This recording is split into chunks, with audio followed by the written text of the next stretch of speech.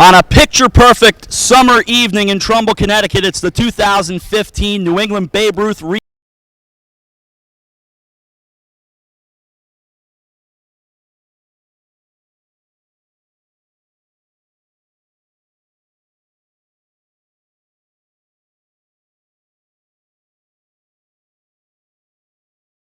On a picture-perfect summer evening in Trumbull, Connecticut, it's the 2015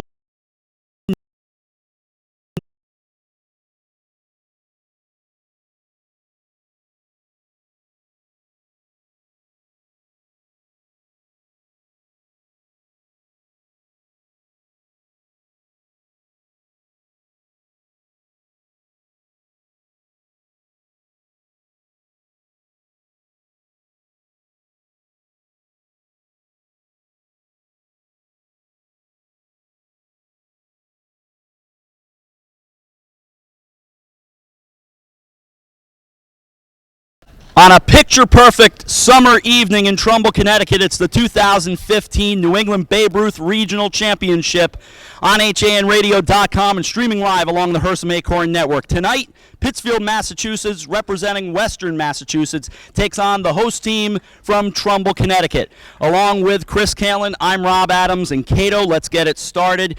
You know, first things first, we take a look at the guys right off here to our right from Pittsfield. Absolutely. Pittsfield has played a wonderful tournament.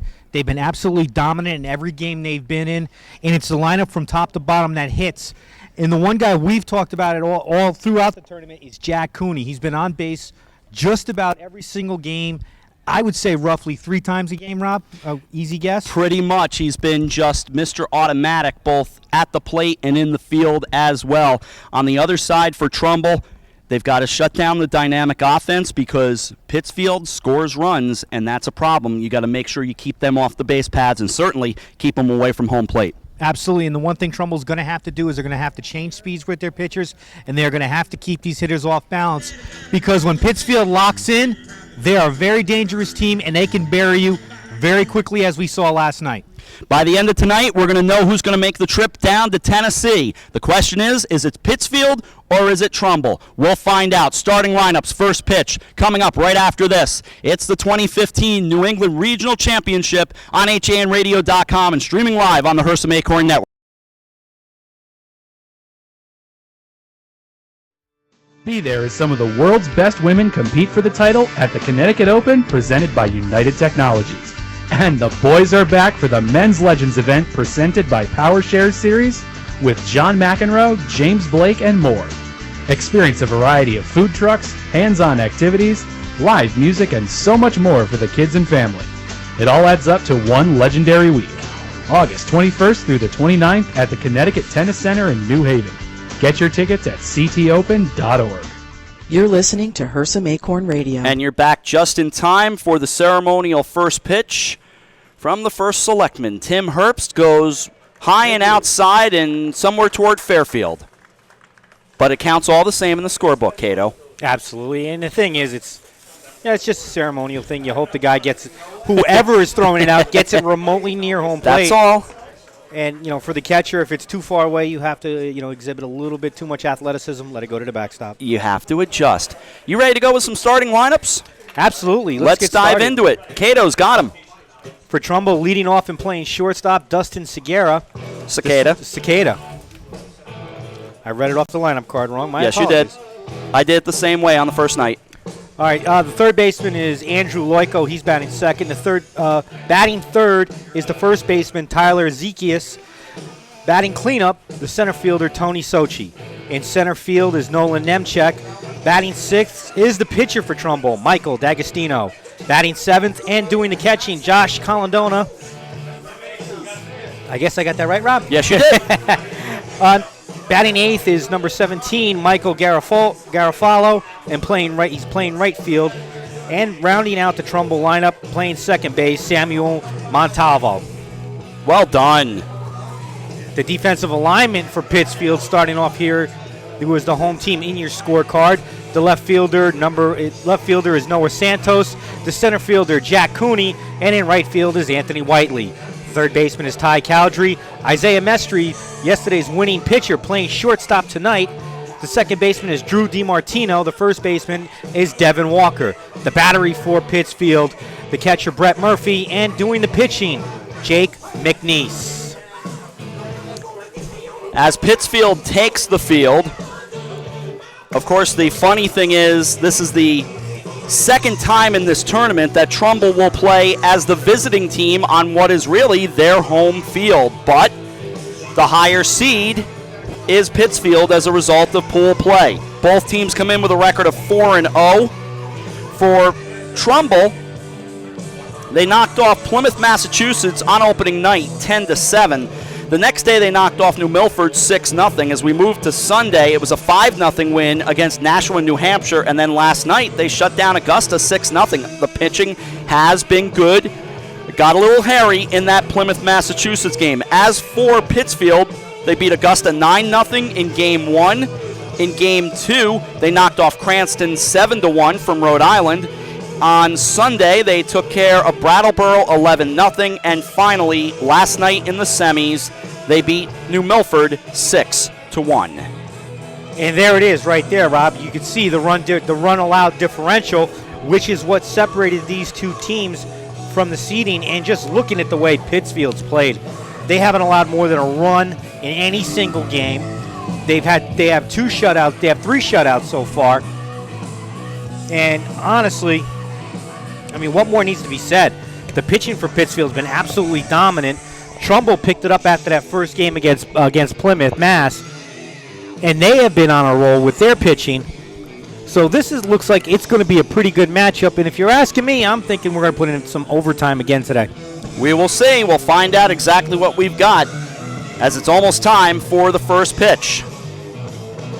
First selectman has done his job. The warm-ups have concluded. It is a warm evening for sure, but baseball players like this. There is some humidity in the air. Maybe the ball travels. We will find out. First pitch of the 2015 regional final. Misses outside 1-0. They threw first pitch at 7:29. We're early. Now the 1-0. There's a called strike, 0-1.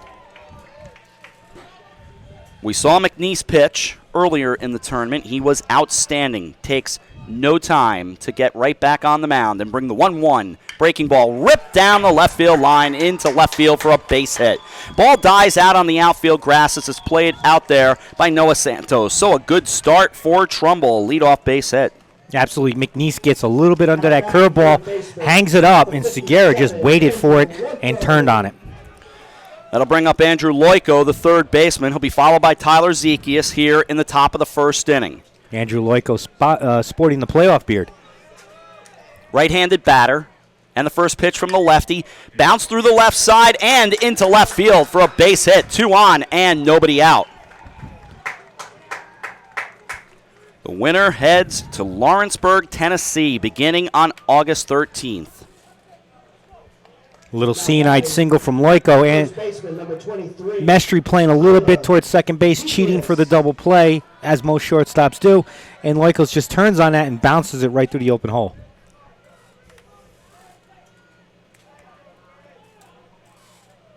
Time called, no pitch. Timeout called for by Zekias.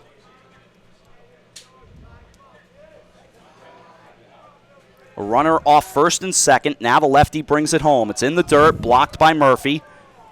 1 ball and no strikes. Cato set the defense, will reset it. Santos in left, Cooney in Whiteley in right. Cowdrey, Mestry, DiMartino, and Walker from third to first with Murphy catching McNeese. This is rolled to the right side. Grabbing it, DiMartino. They'll go to second for 1 on the first. Got him, double play. 4-6-3 on the twin killing. The ball did slow up quickly enough, and DiMartino was able to play it. 2 out. Left fielder, number 27. You have Dustin Segura on third with 2 out. Very dangerous runner. Pittsfield needs to be aware of where he is at all times. So Cicada off third with Tony Sochi, now the batter, a right-handed hitter. Working with the high set, McNeese brings it home, and a big curveball stays upstairs, 1-0. Sochi right into the right-handed batter's box. Field in excellent condition. Tarantino Landscape really did a great job this weekend. Pitch dives outside. 2 balls and no strikes. Hitter's count coming up. Let's see if he attacks the 2-0. They've been attacking early on. The set in the 2-0. Fastball, bounce to the left side, and through for a base hit. Clapping his hands and scoring is Cicada. A 2-out RBI single for Tony Sochi, and Nolan Nemchek very quick to look at his teammates as they tried to fly out of the dugout and say, get back in the dugout, live ball, we don't want to irritate the umpires. 1-0 Trumbull. Nolan Nemchek. So 1-0 on the RBI single by Sochi, and here is Nemchek. And he swings at the first pitch. Big bouncer up the middle, snagged out of the air by McNeese. He throws him out 1-3, and the inning comes to an end. But Trumbull gets a run on 2 base hits. Check that, 3 base hits with no errors and 1 man left on base as a result of the double play. Middle of the first inning in the 2015 regional final, and Trumbull, Connecticut leads Pittsfield, Massachusetts 1-0 on HANradio.com. As I look for the missing headset, Cato, he's got it already. See, he's a pro. We bring him in right now. The first selectman here in Trumbull is, of course, Tim Herpst. And first of all, Tim, congratulations on your first pitch. You got it out of the way. Got it out of the way. I haven't thrown a baseball in quite some time, but as one of the coaches reminded me, better be high than low. You did that very thing, kind of high and outside, but you got it to home plate. That's the key. That's all that counts. Tell me about this tournament. What have you enjoyed? What have you taken in of all of it? Well, what I've taken in is it's just tremendous to see all this hard work paying off. It's tremendous to see these kids working in such a coordinated way as a team to get to this point. I got a very good feeling. I'm knocking on wood as I say yes. that. I got a very good feeling. And, you know, this is a little personal to me because when I was an undergraduate at Trinity, my roommate, who was on the baseball team, hailed from Pittsfield. So Trumbull's got to beat Pittsfield today. It's as simple as that. Simple as that. How are things in Trumbull otherwise? Just not even politics. Just give me a good thumbnail sketch of life here in Trumbull. We've been trying to present Trumbull to the world as the listeners have been coming in. Give us your rundown of Trumbull, Connecticut. It is the best town in America, and I tell people every day that I'm honored and humbled to lead the best town in America. I mean, look at these fields. Look at the fields and the park systems we have here. You look at all the economic development going on around town. Our steel's being raised, concrete's being poured, restaurants are coming, shops are coming. It's great. And I don't think it's unfair to bring up that these fields and this high school in such great shape as it's all in the family for you. It is, very much so. My father's the retired athletic director at Trumbull High School. And was a great AD, having worked around here as long as I have. I knew him a bit as well. Yeah, and, he's did a great job here. Good man, and I get people asking me every day about him, and this is very much his legacy. Here's Isaiah Mestry to lead things off, and a curveball is in on the inside corner. No balls and 1 strike. The crowd, and Tim, stay for an extra minute by all means. The crowd is just, it's a very vocal Pittsfield crowd. I'm a little surprised at Trumbull off the bat as a curveball runs inside, 1 ball and 1 strike. So you got to get a little pro Trumbull going here. Well, if any of my fellow Trumbullites are listening right now, I want you to get up. There you go. To Trumbull High School right now and cheer on Trumbull and show these Pittsfield fans what Trumbull's all about. 2 balls and a strike as a fastball misses upstairs, and the 2-1 on the way.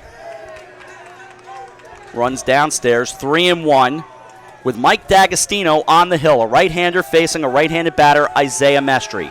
Now the 3-1 pitch. Missed just outside, trying to frame it was Josh Colondona, and that is ball 4. So down to first goes the leadoff hitter here in the Pittsfield first. It'll bring up Drew DiMartino. It's good baseball, though. I mean, it's really been outstanding. Absolutely. DiMartino, a right-handed batter. And Trumbull, and I can say this as well, Trumbull has been a great host. They didn't need to put on their best face or their best foot forward. It always has been that way, and they've been a great host for these 5 days. DiMartino steps in with a runner off first, 1-0, last of the first. Fastball catches the inside corner, 0-1 to DiMartino. He'll be followed by Jake McNeese, the pitcher. as D'Agostino toes the rubber, holds the ball behind his back. Now he works off the set, the high set, and he brings it home. And this is a base play it near the line as Garofalo on his horse to third goes Mestri. The throw will come to third. Holding at first is DiMartino. Back-to-back base runners. 2 on and nobody out. Cato, not the way that Trumbull would like to start. No, you draw the leadoff walk to Isaiah Mestri. After starting it off with a strike, you start Drew DiMartino off with a strike, and then Pittsfield just executes the hit and run perfectly, puts Mestri in motion, and Martino dumps it in the right. Now McNeese. Curveball catches the outside corner as they throw it into center field. On to score Mestri on what will be ruled an E2 with a stolen base. And we're tied at 1 just like that. Somebody did not do their job just based on the way Colindona reacted. So the error ties us up as McNeese bounces it foul at the plate. Got to check Colindona. He fouled that off. Looked like, I don't know if it took it off the cup or his hand.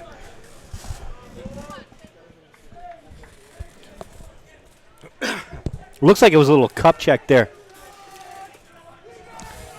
As the first selectman steps away, we say goodbye to him. The defensive alignment for Trumbull. In left field is Tony Sochi. Nolan Nemchek is in center. Right field is Michael Garofalo. Third baseman Andrew Loico. Dustin Segura is over at shortstop. Pitch on the way.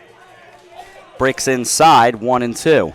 The second baseman is Samuel Montalvo. The first baseman Tyler Ezekias. Again, Josh Colindona is doing the catching, and Michael D'Agostino pitching. Bounce to third, but foul.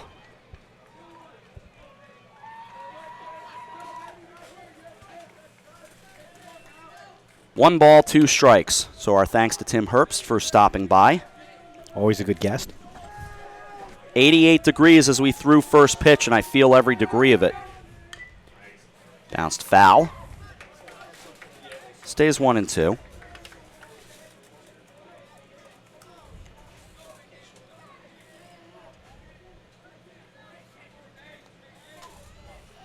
One ball, 2 strikes. Tied at 1. See if we can bring the crowd back in. Now we bring it in. Fly ball foul off first. Stays 1-2.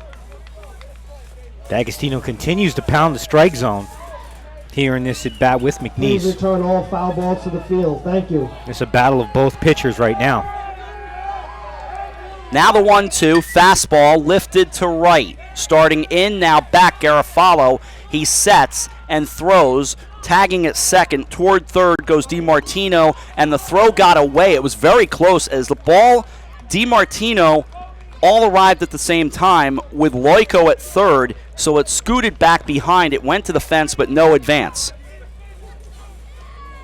It's just great positioning by Trumbull. They Now get over batting behind the center base. fielder number It's really 12, D'Agostino that gets Jack behind the base for the backup, right where he should be. A runner at third and 1 out. Last of the first in the final. D'Agostino from the stretch. Slider drops low, 1-0. Tomorrow, we sleep. The 1-0. Another slider stays inside. 2 balls and no strikes. No, that's not true. You won't sleep. No. I won't sleep. No. I will be working tomorrow morning. I was just trying to set up a joke. Oh, I know that. The 2-0 was a fastball low, 3 balls and no strikes. You're speaking for John. Brett Murphy on deck. John will take a break tomorrow. Doug Bonjour just tweeting that the shutout streak by Trumbull pitchers has ended at 21 1/3 innings as the pitch misses ball 4. So a 4-pitch walk, second pitch of the inning. And out comes Jack McFarland to have a chat with D'Agostino and the entire infield. What are you seeing from a pitching point of view? I've seen, from what I've seen so far, is I've seen a pitcher in D'Agostino throwing strikes, pounding the strike zone. I just see a Pittsfield team who was pretty much just outdoing D'Agostino. They're not getting, if they don't get the pitch they like, they foul it off, Then if D'Agostino goes outside the strike zone, Pittsfield's letting it go. They're showing very good, as they say, showing a very good eye at the plate and being very selective with their hitting.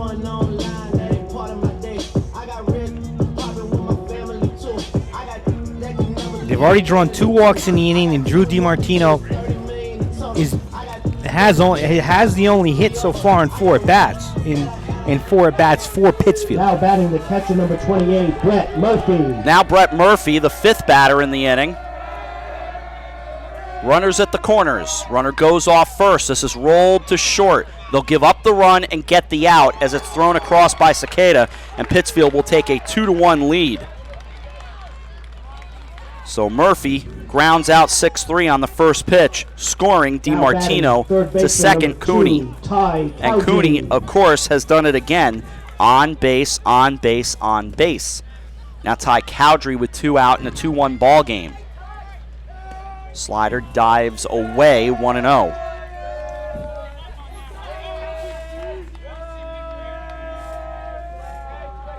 One ball, no strikes. Pitch coming, runner goes, throw to third, he's dead meat, gone. Beautifully thrown by Colindona to cut him down at third. 2-5 on the caught stealing. The inning comes to an end. 2 runs, 1 hit, 2 walks, 1 error, so the run unearned and 1 left on base. 1 gone in the final. Pittsfield 2, Trumbull 1 on HANradio.com.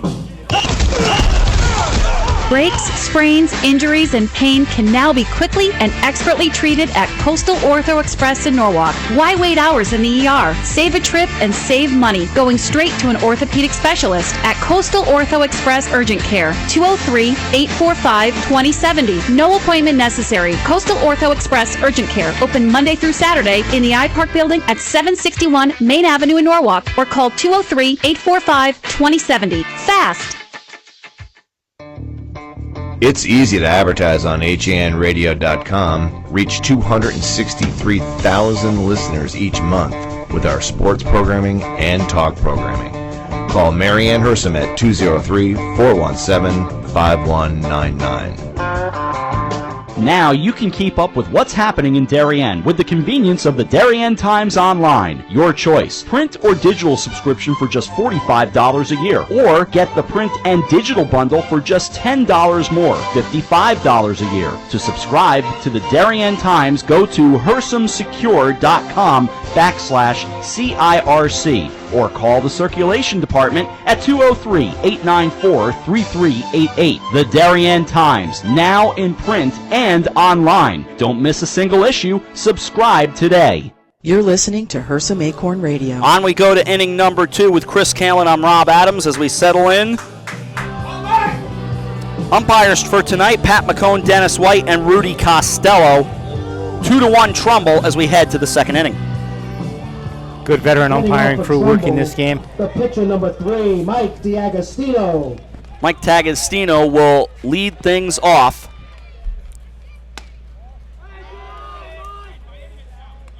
Pitch misses, 1-0. Josh Colindona on deck. Mike Garofalo to follow. Samuel Montalvo in the hole. Pitch is bounced up the middle and through to center field. Hit number 4 for Trumbull. So Cato, early on, they have Jake McNeese figured out. They just have to stay out of the double plays and take advantages of opportunities. Now Absolutely, they're making great contact. They're not swinging and missing in many pitches. Colindona. And it's just a matter for them finding the holes. And for Trumbull, what they have to do, for D'Agostino, he's got to work a little bit harder on his control, keep Pittsfield off the bases, because, you give them base runners, they are going to capitalize. Runner off first, pitch on the way. Breaking ball stays upstairs. It's a ball and no strikes. Because that's the thing about Jake McNeese. He is going to come after you. He's going to work in the strike zone. Quick throw over to first from the lefty, and back safely is the pitcher D'Agostino. 1 ball, no strikes. Second inning, 2-1. Now the pitch coming. He shows bunt, lays it down. Getting it back off the mound comes McNeese. He throws him out. So the sacrifice successful. Now and with batting 1 right out, fielder number 17, D'Agostino to Michael second, Garofalo. and Garofalo at the plate. You like the bunt here? Absolutely. You have the leadoff man on. Get him in the scoring position. You've got the bottom half of the lineup coming up.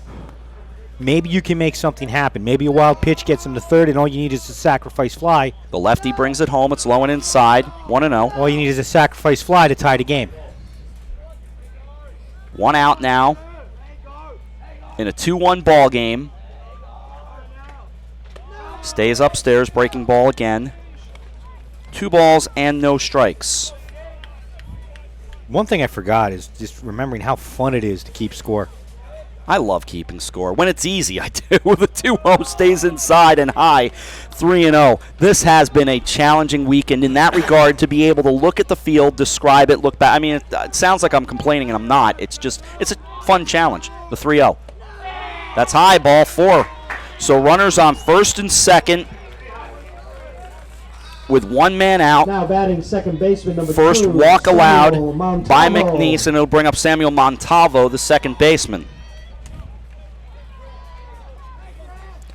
2-1, second inning. And the pitch on the way. He swings, line drive. Will it drop in? It will drop in and dropped by Cooney. Cooney, who's done nothing wrong this tournament, just committed one right there. It's an E8 and the bases are loaded.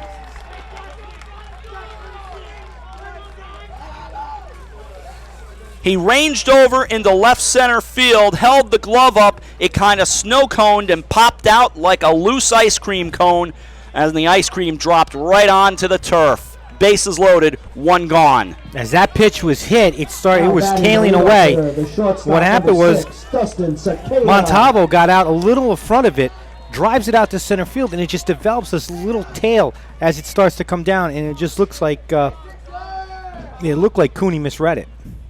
Pitch on the way to Cicada, stays high and outside, 1-0.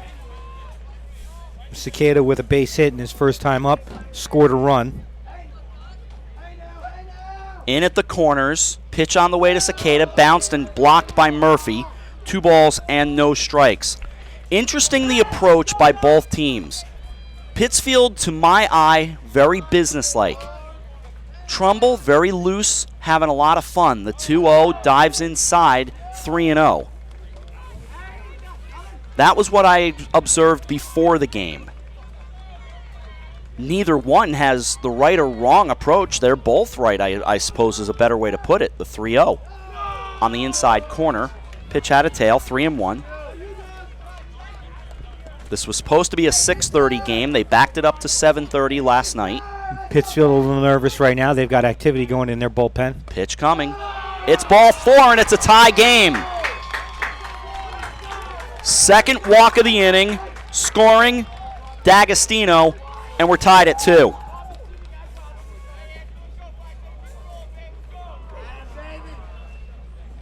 So an RBI for Cicada, and it's going to get a visit to the mound from manager coach Tom Rizzo. Our entire crew tonight: John Kovach, Sean Saylor, Joe Mixie, Dan Gardella, Eric Gendron, AJ Simonowski running things back behind us. Earlier today, Kate Chaplinsky, Josh Fisher, Donald Eng, and Joe Furlano were all here for coffee break. Chris Kalin alongside of me, I'm Rob Adams. It has been just another great experience for us on HAN Radio and along the Hersom Acorn Network. A great thrill to bring you all of these games in what has been a first-class operation. Were the New York Yankees just here? They were. They were playing their theme music. Yes, indeed. Imperial Death March. Here's Loico. Singled his first time, and he lifts it to right. Kind of shallow. Coming in, Anthony Whiteley puts it away, tagging from third, and the fake, returning to third as the throw came in to Murphy, and he would have been dead meat at the plate. So missed opportunity there, 2 away, and it'll bring up Tyler Zekias. Zekias 0 for 1. He grounded into a double play. Number 23, Tyler Loico had the right idea in that at bat, tried to drive it out in the right field, just got a hair under the pitch and wasn't able to lift it far enough.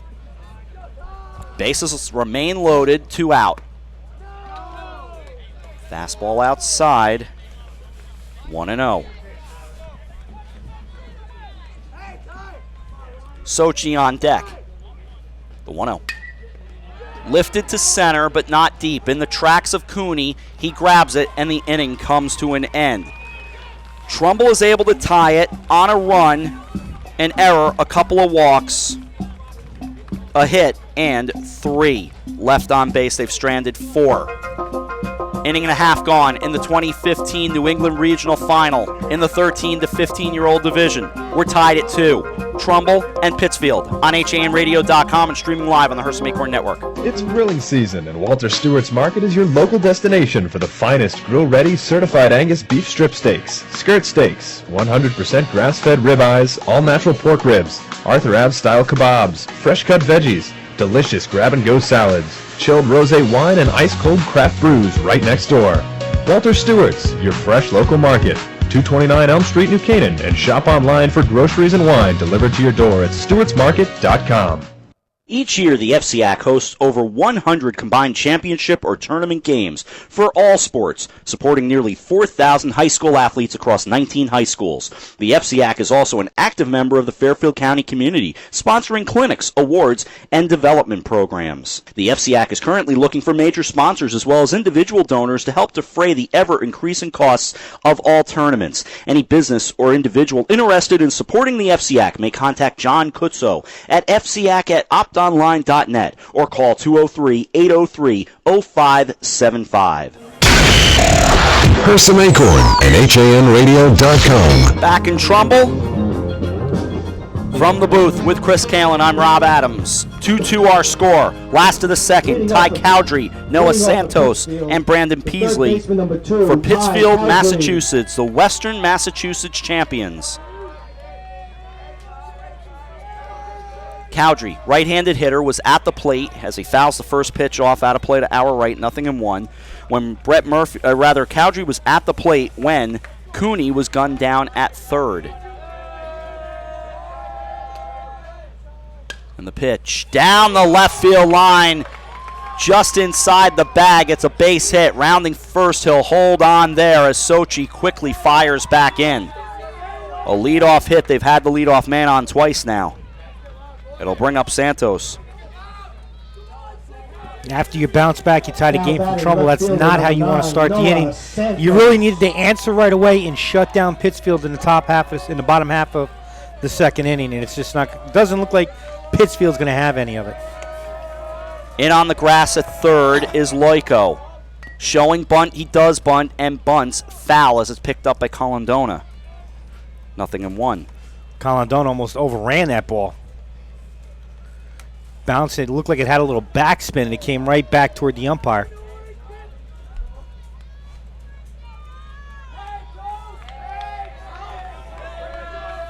No balls, 1 strike. A runner off first. Loico stays in at third. Pitch is low and outside. 1-1. Now Loico backs up a hair. Wasn't showing bunt. Was Santos. Let's see on the 1-1. Not bunting. Hits it right out in front of the plate. Now to the mound. Setting and firing. D'Agostino throws him out. Well, it's the desired effect that they had on the first pitch at this at-bat. Now batting the extra player, number 16. It does not go as a sacrifice. Peasley. No, Noah Santos gets on top of it, chops it weakly into the ground. It still has the effect of a bunt. Runners on second, runners in scoring position now with 1 out. Here's Brandon Peasley. Pitches in the dirt, got away for a moment. Colindona able to block it and keep it in front of him. That's a huge key. When you block it, you still got to keep the ball in front of you. You can block it and have it get behind you, and the runner could take third. But he was able to block it and kind of nudge it fortuitously up the third base line. Well, the way he approaches it, he surrounds what you have to do, you have to surround the baseball and try to get that ball to bounce up off of your gear so it falls down in front of you. From the set, he brings it home. Line drive, right center field. This is going to break the tie. Grabbed by Nemchek, rounding third, Cowdrey. The throw is on its way, but it's cut off. An RBI single for Brandon Peasley, and Pittsfield takes a 3-2 lead.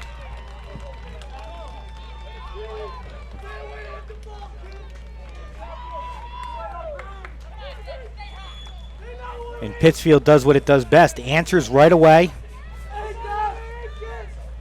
come in, they get the lead. They get the leadoff man in Cowdrey to get a base hit. He advances to second on the short ground ball out by Devin Santos. Walker. Now Peasley just does his thing and drives him in. Here's Devin Walker, left-handed batter against the righty. D'Agostino, runner goes. It's a good pitch to throw for Colindona, but not in time. Good pitch on the outside part because it was a little wide. He could jump out of the stance and throw. Had to bounce it into second base. The tag applied, but not in time. Stolen base, 1-0. Looked like he had a little bit of trouble on the transfer, kind of rushed to throw. That's why he held it a little too long. 1-0. Slashed foul, kind of pings off one of the bars. Flies back out near some of the fans down the third base line. 1 ball, 1 strike. Post in the backstop. Fans really aren't supposed to be over there, but nobody seems to be fazed by it tonight. And I give Colindona a lot of credit on that throw. He didn't grab the ball right. He was still able to get it. 1-1 serve through the left side. That's a base hit. Takes a funny hop. Picked up and left by Sochi. The throw bounces away as it's cut off on the infield by Loico. It's an RBI single for Devin Walker, and now it's a 4-2 Pittsfield lead. You almost said Pittsburgh. You had to point that out, didn't you? I know. You know why? Because I know you've got football on your mind. The right fielder, number 24. Football Anthony season, you know, Whiteley. camp's open. I think Camps did open. guys are just starting to show up. Now we have a real treat here in Anthony Whiteley, who's been just outstanding the last couple games. Runner off first is Walker. 4-2, and the pitch is a called strike. 0-1. Whiteley, right-handed hitter with a runner off first.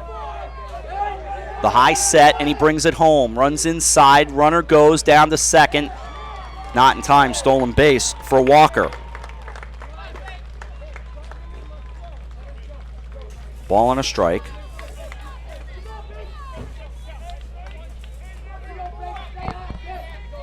Tough pitch to throw to second base on. You have the batter standing right there. Pitch coming, low and inside as it kind of wrapped around with Whiteley. 2 balls and a strike. Whiteley as a batter has no fear. He is not going to bend or flinch if you throw that curveball in at him. D'Agostino throws it again. Same result, 3-1. They got to get on the same page. So Colindona calls for time. And you can see who's doing the talking. It's the catcher doing so. Says his piece. D'Agostino listens, and Colindona goes back behind the plate. We heard him last night. He sat here with us for a while. We had some fun with Josh Colindona, but he is a take charge young man. 3 balls and a strike with a runner off second. 4-2 ball game. Pitch coming. Big breaking ball stays high, ball 4.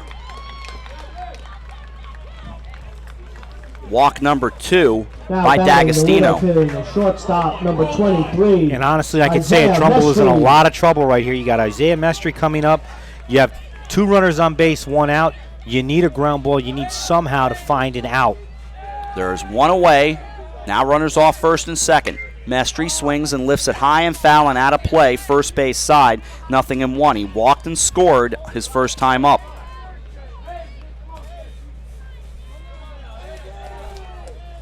Four-2 ball game. Pittsfield leading Trumbull. Now the set and the 0-1. Swings and misses at a breaking ball that was down. 0-2.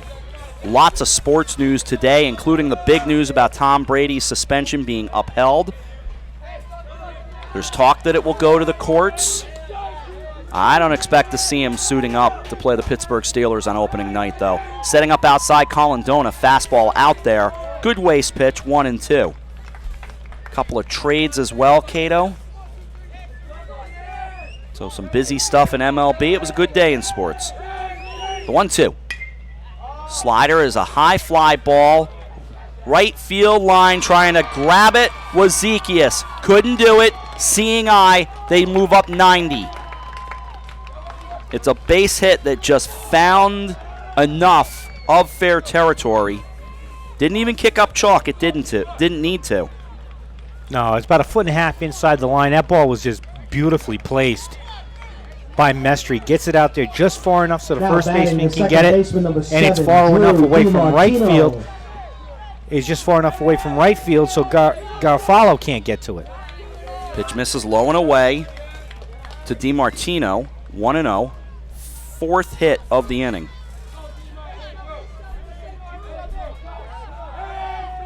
Pitch on the way. Is a fly ball to center. Tracking it back is Nemchek. Right center field, he'll put it away. Tagging from third is Walker. On to third goes Whiteley. It's a sacrifice fly and an RBI for DiMartino, and now Pittsfield has a 5-2 lead.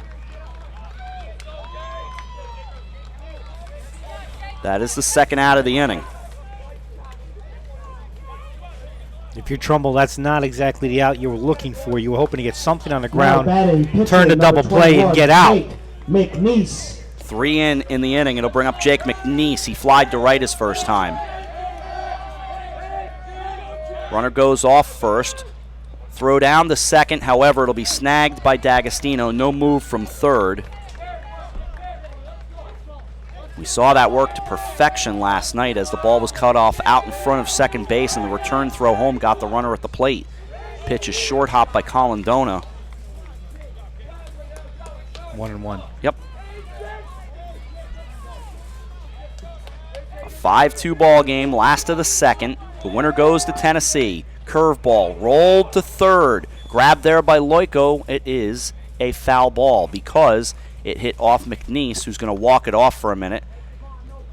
The home plate umpire will stroll out and say, how's the family, to D'Agostino. Everything good there? Yep. Okay, let's turn around and take a walk back to home plate.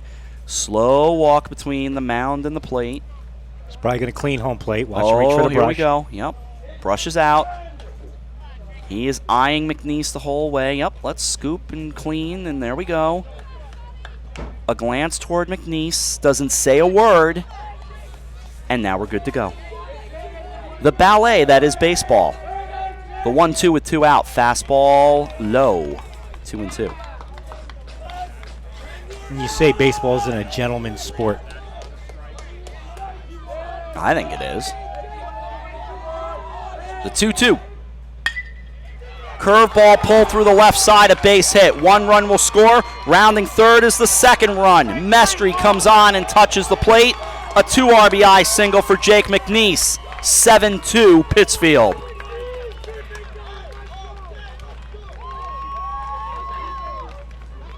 Jake McNeese helping his own cause with the RBI single.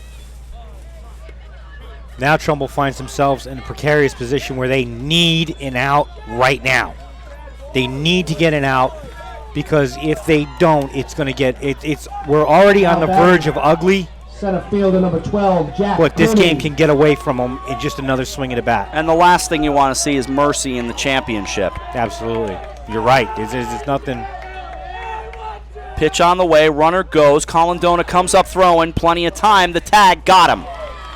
The bleeding stops right there. 2-4 on the putout, on the caught stealing. Great throw by Colindona. Now after 2, after Pittsfield puts up a 5 spot, it's 7-2. Pittsfield on top of Trumbull. We'll see if Trumbull can answer after this on HANradio.com. Healthy, confident smiles begin at Stratford Orthodontics. Conveniently located on Main Street, we are Stratford's hometown orthodontist. We offer the latest in orthodontic technology, including Damon braces and Invisalign. We always accept new patients. Call today to schedule a complimentary consultation. 203-375-8332. Stratford Orthodontics, 2499 Main Street, Stratford. 203-375-8332. And online at stratfordsmile.com. Kycote Rockefeller Estate is Westchester County's top cultural attraction and is now open for the season. Don't miss out. Go online to hudsonvalley.org to plan your visit. Take a drive out to beautiful Sleepy Hollow, New York, and enjoy Kycote's stunning architecture, breathtaking gardens, expansive art galleries, and commanding Hudson River views.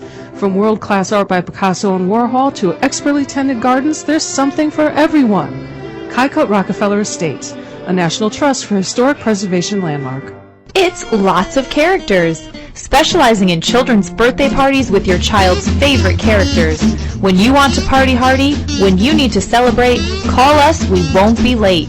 We help create lasting memories for you and your child on their special day.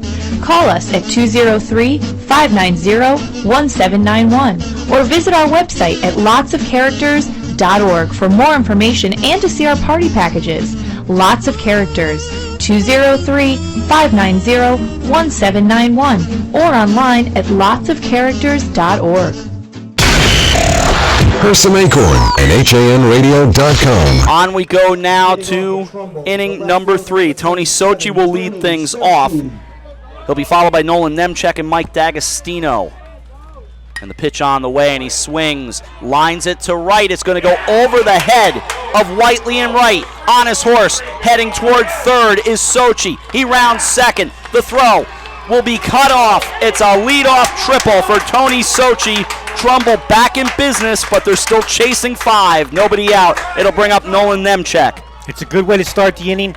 Tony Sochi gets it, drives it the opposite way, gets it over Anthony Whiteley's head. Anthony Whiteley makes a last-ditch effort to jump and try to catch the ball. As he landed, he loses his footing, falls to the ground, and that's what allows Sochi to get to third. Now batting center fielder number 34, Nolan Nemchek. And Sochi was on his horse the instant he made contact.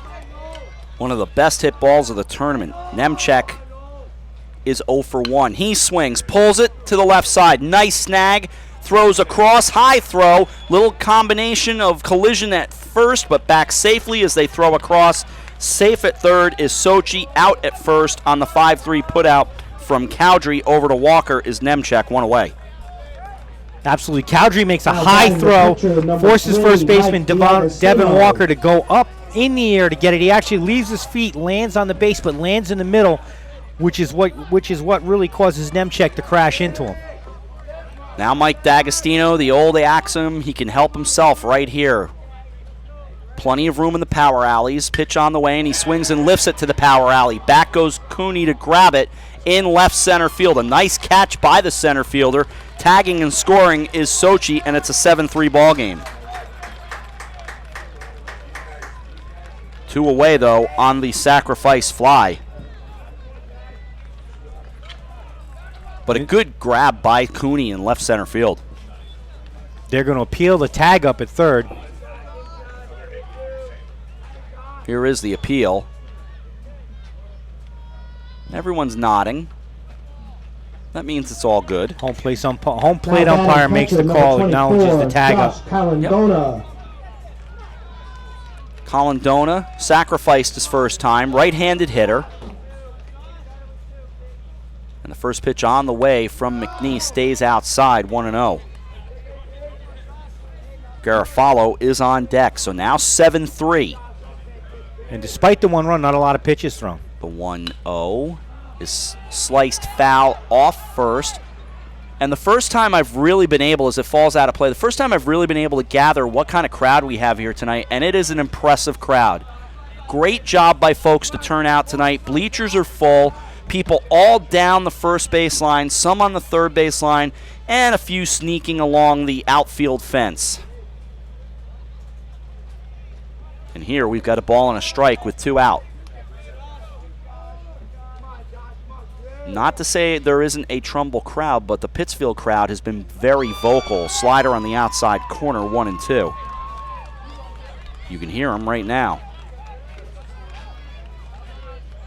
The 1-2 with 2 out. A long look in by McNeese. He doesn't have what he likes because Colindona will step out, wipe his brow on the right sleeve, and climb right back in. Ready to go. Now the 1-2. Pulled to the left side, rolled over there, grabbed by Mestry, sets himself and throws, got him by a couple of steps, and the inning comes to an end.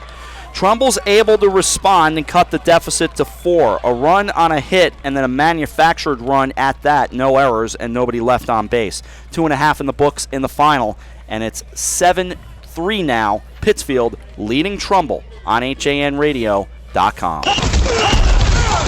Breaks, sprains, injuries, and pain can now be quickly and expertly treated at Coastal Ortho Express in Norwalk. Why wait hours in the ER? Save a trip and save money going straight to an orthopedic specialist at Coastal Ortho Express Urgent Care, 203-845-2070. No appointment necessary. Coastal Ortho Express Urgent Care, open Monday through Saturday in the iPark building at 761 Main Avenue in Norwalk, or call 203-845-2070. Fast! It's easy to advertise on HANradio.com, reach 263,000 listeners each month with our sports programming and talk programming. Call Marianne Hersom at 203-417-5199. Hersom Acorn and HANradio.com. On we go to the bottom of the third at Trumbull High School with Chris Kalin and our entire crew. I'm Rob Adams. We have said it several times throughout this weekend as it's stretched into Monday and Tuesday. We will be in Vermont next week. Many of us. We as an operation. Cato will be in Port Chester, New York, I'm sure. Yeah. To Mr. Strauss's happiness. Many of us will be in Bennington. And then after that, Manchester. And actually next week I'll be... Oh, sorry about that. No, let's go ahead. Actually, I wanted to get this in. One of my coworkers, him and his brother, since his brother works for Major League Baseball, they're doing a 7-stadium and 7-day trip. Oh, I like that. Starting off, I believe they're starting off Saturday in Philadelphia. Very nice. They may even be doing more. They'll end it at Citi Field. Here's Jack Cooney to lead things off. Walked his first time. What else is new? Pitches low and inside with a breaking ball, 1-0. Where a Troy Tulowitzki-less Colorado Rockies will be in town for 4 days. Indeed, that was quite a development. The 1-0, fastball low, 2 balls and no strikes. You are not doing yourself any favors by starting off in a 2-0 count against Mr. Cooney. The 2-0 in a 7-3 ball game, third inning. Short hop, bounced back behind Colindona, 3 balls and no strikes.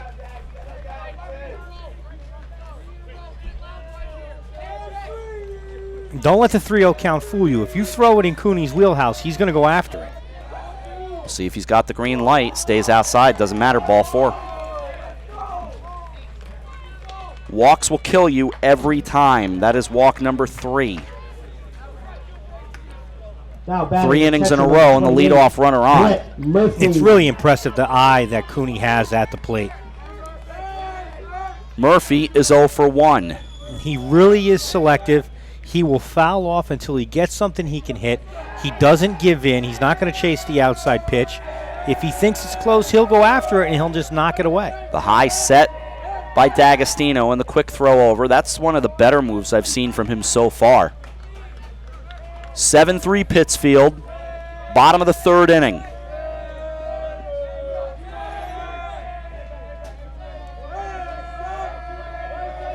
Another throw over. You may see one more at some point from D'Agostino, which you find is a lot of pitchers, when they're struggling with their command and their control, what they'll do is they'll throw over to first and they try to find that arm slot and get it right. Runner goes, pitches a called strike, good throw to second, but not in time. He steals it. Then he grabbed on to second base and held on for dear life as he swung around. Hung on to it pretty much with one hand. Pretty much. No balls and a strike. Speaking of major leagues, at Citi Field so far through 4 innings, Noah Syndergaard perfect with 4 strikeouts. Lucas Duda, a huge 2-run homer, a monster shot. Slider, bounce to third, waiting on it. Loico checks the runner. Now he brings it across. He got him by a step. Nice play. Took a lot to make that one happen, and it took some awareness. Nice play by Andrew Loico at third. 1 out. Staying put is Cooney. Loico did show a tremendous amount of patience. Able to keep the runner at second base, understanding he has a good enough arm. He has a good enough arm with Murphy's speed heading down the baseline that he can make the throw and beat him. That's confidence in yourself. Cowdrey is 1 for 1. He singled and scored in the second. The high set, check the runner, and the pitch. Fastball upstairs and a fake of a throw by Colindona. 1 ball and no strikes.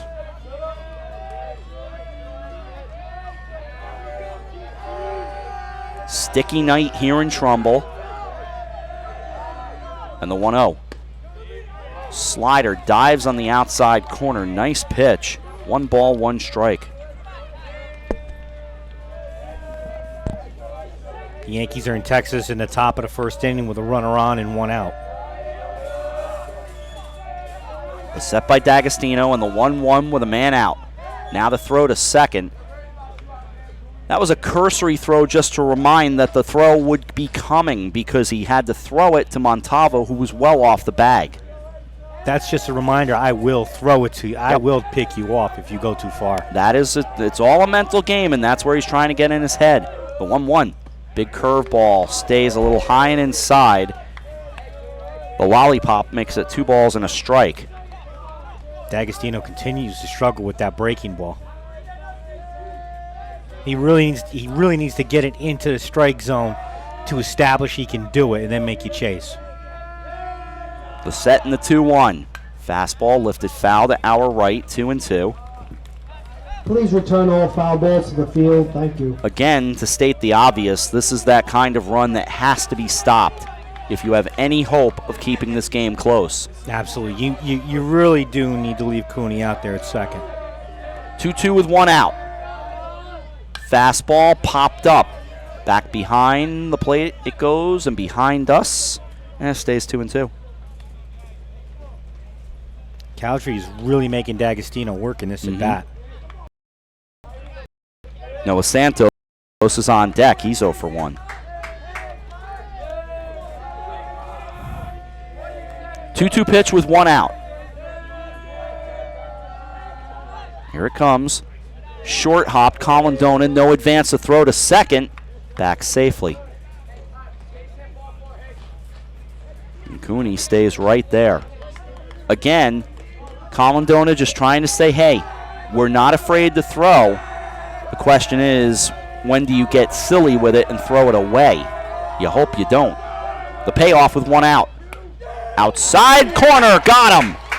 Boy, even I thought it was outside, but for Trumbull, they'll take it. Cowdrey didn't argue. Cato, it looked like it was off the plate, but hey, they'll take it. What it is, it's just tremendous movement on that fastball by D'Agostino. Gets it to run back toward the plate, and sometimes if you get enough run on that ball, you get it close enough, you will get that call. Tickled the black with the softest of kiss. Santos opens his stance. Now closes it, and the ball goes back to the screen. Moving up 90 is Cooney on the wild pitch. 1 ball, no strikes. That is an exactly 60 feet 6 inches curveball that was outside of the plate, where it just crosses over on the outside, kicks off the dirt, and unfortunately Colindona did not have enough to get his body in front of it. 1 ball, no strikes, 2 out. The pitch pulled foul. Bounces around, scooped up in front of the Trumbull dugout. 1 ball, 1 strike. Again, a crucial run that has to be left at third. In a 7-3 ball game, bottom of the third. Santos waiting. He swings right back up the middle. Grabbed it short by Cicada. Behind the back, throws him out. They strand him. There was a bit of a hop there, Cato, that slowed things up just enough to keep that runner at third. Well, the ball kicks off the mound, slows it down enough. It gives Cicada enough time to get behind the bag, scoop the ball, and fire across. No runs, no hits. A walk, no errors. 1 left. We go to the 4th inning. 7-3. Pittsfield leads Trumbull in the final of the New England region on HANradio.com.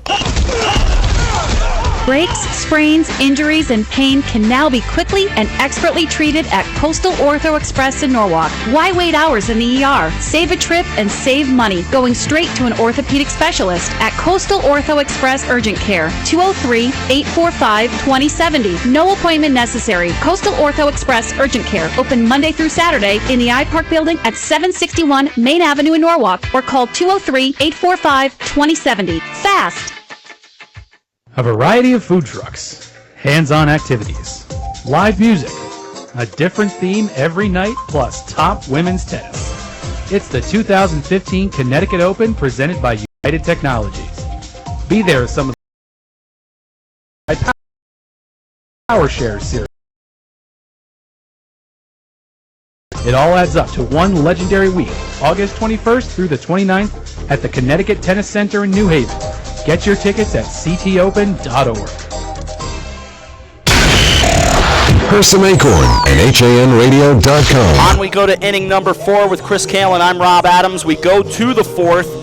Trumbull chasing 4. They've got work to do, down 7-3, and we welcome in a special guest right now from InSports, Jeff John. Jeff, how are you? I'm doing well, fellas. I appreciate you guys having me. Anytime. Tell us what's going on, where you are these days. I'll tell you what, myself and actually the Trumbull manager, Mike Buswell, we manage an InSports facility. It's an indoor 110,000 square foot place. We feature 2 baseball fields inside, actually, a live football field. We have a boarded arena. It's the only true one in Connecticut for soccer and lacrosse, and we actually have 3 state-of-the-art basketball courts as well, so it's a nice place. Garofalo swings at the first pitch. Now the 0-1 stays high, a ball and a strike. I have had the opportunity to go there. It's a cool place. It really is. I'll tell you what, we've done a lot of work to it. It got bought actually 2 years ago. The 1-1 is lifted foul and out of play, first base side. They put about $7 million into it. It's night and day from what it used to be. It used to be called the Sports Zone, actually, in Trumbull. Much different. Much different. No, it really is. I was out in that football field having a good time throwing a ball around. There you go. Can't resist. 1 ball, 2 strikes, nobody out. 7-3 Pittsfield. Rolled back to the mound, snagged there by McNeese. The underhand toss, and Garofalo is gone. 1 out in the 4th. What does Trumbull have to do to get things going again? Tell you what, we struggled out of the gate a little bit. You expect Agostino a little bit to be more in the zone consistently. He usually is. I mean, you're talking about a sophomore at a high school at St. Joe's that has a lot of tradition. Pitched them all the way to the state championship this year. He'll settle in, but Pittsfield hit 1 through 10. They don't have a weak bat, so you really got to score to stay with them. Here's Montavo. He reached on an error his first time, and a big bender goes on the outside corner, 0-1. The 0-1 coming, 1 out in a 7-3 ball game, 4th inning. Throw him a fastball, and it just dove right down, swung right over it, 0-2. Just the one thing Rob and I talked about is how disciplined these Pittsfield hitters are. The 0-2 stays upstairs, 1-2. I'll tell you what, fellas, they do not get cheated. D'Agostino's out pitch is going to be the curveball. But they're patient. You're right. They look for something waist high, and they put a good swing on it. 1 ball, 2 strikes, 1 out, 4th inning, 7-3. Curveball again is a high fly ball down the left field line, hooking harmlessly foul. As I've said a few times in this tournament, there have been no home runs, and it is a deep ballpark, 325 to the corners, 350 to the power alleys. I mean, for these kids, that's a long drive. Yeah, you don't even see a lot of balls get out here in high school, though, fellas, no, to be really honest. Don't. Especially to right field. Nope. You really don't see many fields in the FCAC with that you can hit a lot of home runs in. Yeah, I guess the only one would be Staples, but they put that green monster out in left field now, the very beloved. So, and don't forget the right field in Stanford High. Yes. The 1-2. Curveball, That's a missed chip shot. Just outside. Yeah, the blue monster at Jack McFarland Staples High School, to be exact. And, the left field at Westhill High School, too. Yeah. Which protects the softball field, which yes. doesn't do a very good job. The 2-2 is a soft liner that'll drop in for a 1-out hit for Montavo, so he's 1 for 2 back to the top of the order. And Dustin Cicada, he's been on base twice, singled, and walked. He's also scored a run as Trumbull trails 7-3 here in the 4th inning. We're chatting with Jeff John from InSports. New Canaan down the right field line, kind of a short porch at Mead Park. It gets up and out a little bit with the wind stern. Yeah, about 309 there. We saw a walk-off home run there earlier in the year. A terrific ball game that Greenwich High School doesn't want to remember because they watched a victory go right out of their hands in extra innings. Throw over to first, little high, but no harm there. I'll tell you what, this kid's got a good move. He kind of lulls you to sleep with that one right there, but he's going to stick that foot in the ground eventually, and we better be careful. And Devin Walker, a nice big target over at first. The set and the pitch. Stays outside, 1-0. There is some terrific FCAC baseball. If you're not aware of it, if you're not from the area, quick throw over. That's a good move right there. Stays 1-0. 7-3. Trumbull trailing Pittsfield in the regional final. Now the 1-0. Blowing outside. 2 balls and no strikes. For Trumbull, sounds like more disciplined play at this point. Yeah, you know what? They hit the ball early. Even though we were swinging early in the counts, they put a couple good swings on the ball. Now it's sort of the time you got to work a little bit, though. 2-0, dives inside on the corner, 2-1. And you watch this young man, McNeese, pitch. You watch that pick off the throw. Very little wasted movement. Yeah, another throw over again. Go ahead, Jeff. It was the same with the shortstop last night, too. I mean, that kid's impressive as well. Yeah. He snapped it over. A lot of what he does is not wasted at all, especially around the bag at second base. The 2-1 stays high and outside. 3-1. Cato and I went down to the field to do our stand-up before the broadcast, and Cato looks over at Isaiah Mestry, and he goes, "There's the man right there." Mestry's just standing there looking at him. We're like, "No, we're talking to you." Here's the 3-1. Rolled to the right side. Over to play it. Take a look at second. The throw. Safe. Grabbed by DiMartino. He decided to make the play to second base. Really should have just gotten the out at first. I mean, Cato, it's a 4-run game. Why get fancy? Absolutely. It's a fielder's choice and an error on DiMartino. Yeah, that's a double-edged sword right there, fellas. He gets that lead out. It's huge, but backfired there. And really, in that type of situation, you let the runner go. You've got 4 runs to play with. What you need is outs. Especially for the second out, yep. Absolutely. First and second now for Loico with 1 out. Oh.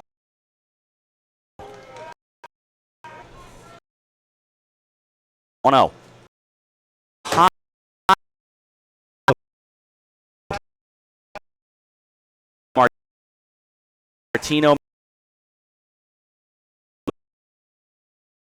play anyway, and there's 2 out. And that's one thing we were talking about. You got to take advantage of opportunities, Jeff. You know, golden chance there with the error. Didn't take advantage there. I'll tell you what, too. This Pittsfield pitcher, man, he's got a good tempo. He shortens the game big time. He's on the rubber. He lets go. He catches the baseball. He's right back there. Doesn't do a lot of wasted time walking around. Keeps the defense involved. Absolutely, and we talked about it with Mestry. It's like both of them, they left the car running. Zekias is 0 for 2. Pitches in the dirt, bounced away for a moment from Murphy, but he kept it in front of him. 1 ball, no strikes. That's a good way to put it. Hopefully it was in a good neighborhood, though, if they left the keys in the ignition. That's a good point. Well, Trumbull's a nice area. Trumbull's a nice town, the 1-0. Fly ball to center. Now running in, a lot of running for Cooney, and he grabs it in shallow center for the last out of the inning. How do we come find you over at InSports? Well, we're located over at 29 Trefoil Drive. It's right down Trumbull, near the 25-111 intersection. Obviously you can visit us on our website at insportcenters.com. A lot of adult leagues that we run, a lot of youth things as well. The Trumbull program, obviously, Mike and I, we work our winter and our fall clinics out of there. We use it all spring and winter long. Peter Corbett, the owner over there, is a great guy. Really reasonable with his prices and everything else. So it's a good environment. If you have the time, pop over, see what it's about. And I'm sure a lot of people in the area have already been there due to their child or even for an adult league. That's good stuff. I've enjoyed visiting it, and I know I'm going to come by and visit it again. Jeff, great to see you. I appreciate you having me, fellas. Thanks for a couple of minutes. Jeff John with us here from InSports of Trumbull. It's a terrific place. It really is. Jeff is, in fact, in business and sports development, but, he's kind of the man over there. Absolutely. Titles don't matter. And they really do. They do a tremendous job. Oh, it's so cool. It's a tremendous company. I mean, I've gotten calls. They've run AAU basketball tournaments out of there, and I've gotten calls to referee some of those games because there's so many games going on. To the bottom of the 4th we go.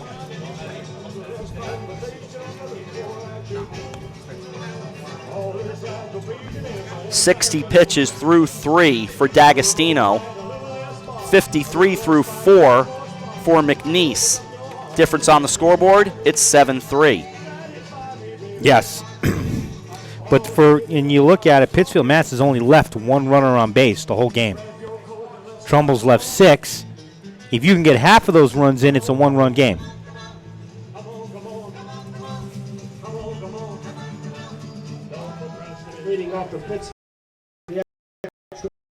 Brandon Peasley will lead things off. He singled, stole a base, and scored a run.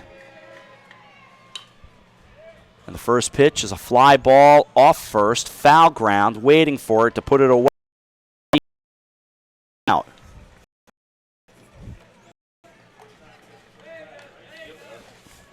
Nobody on him, 1 out for Devin Walker. So there's a good start right there in the 4th for D'Agostino because he has allowed the first man to get on base in each of the on. Nobody on for Devin Walker. Walker singled, stole a base, scored a run, pitches outside 1-0. A little update from Citi Field. I know you're interested in this. Noah Syndergaard perfect through 5.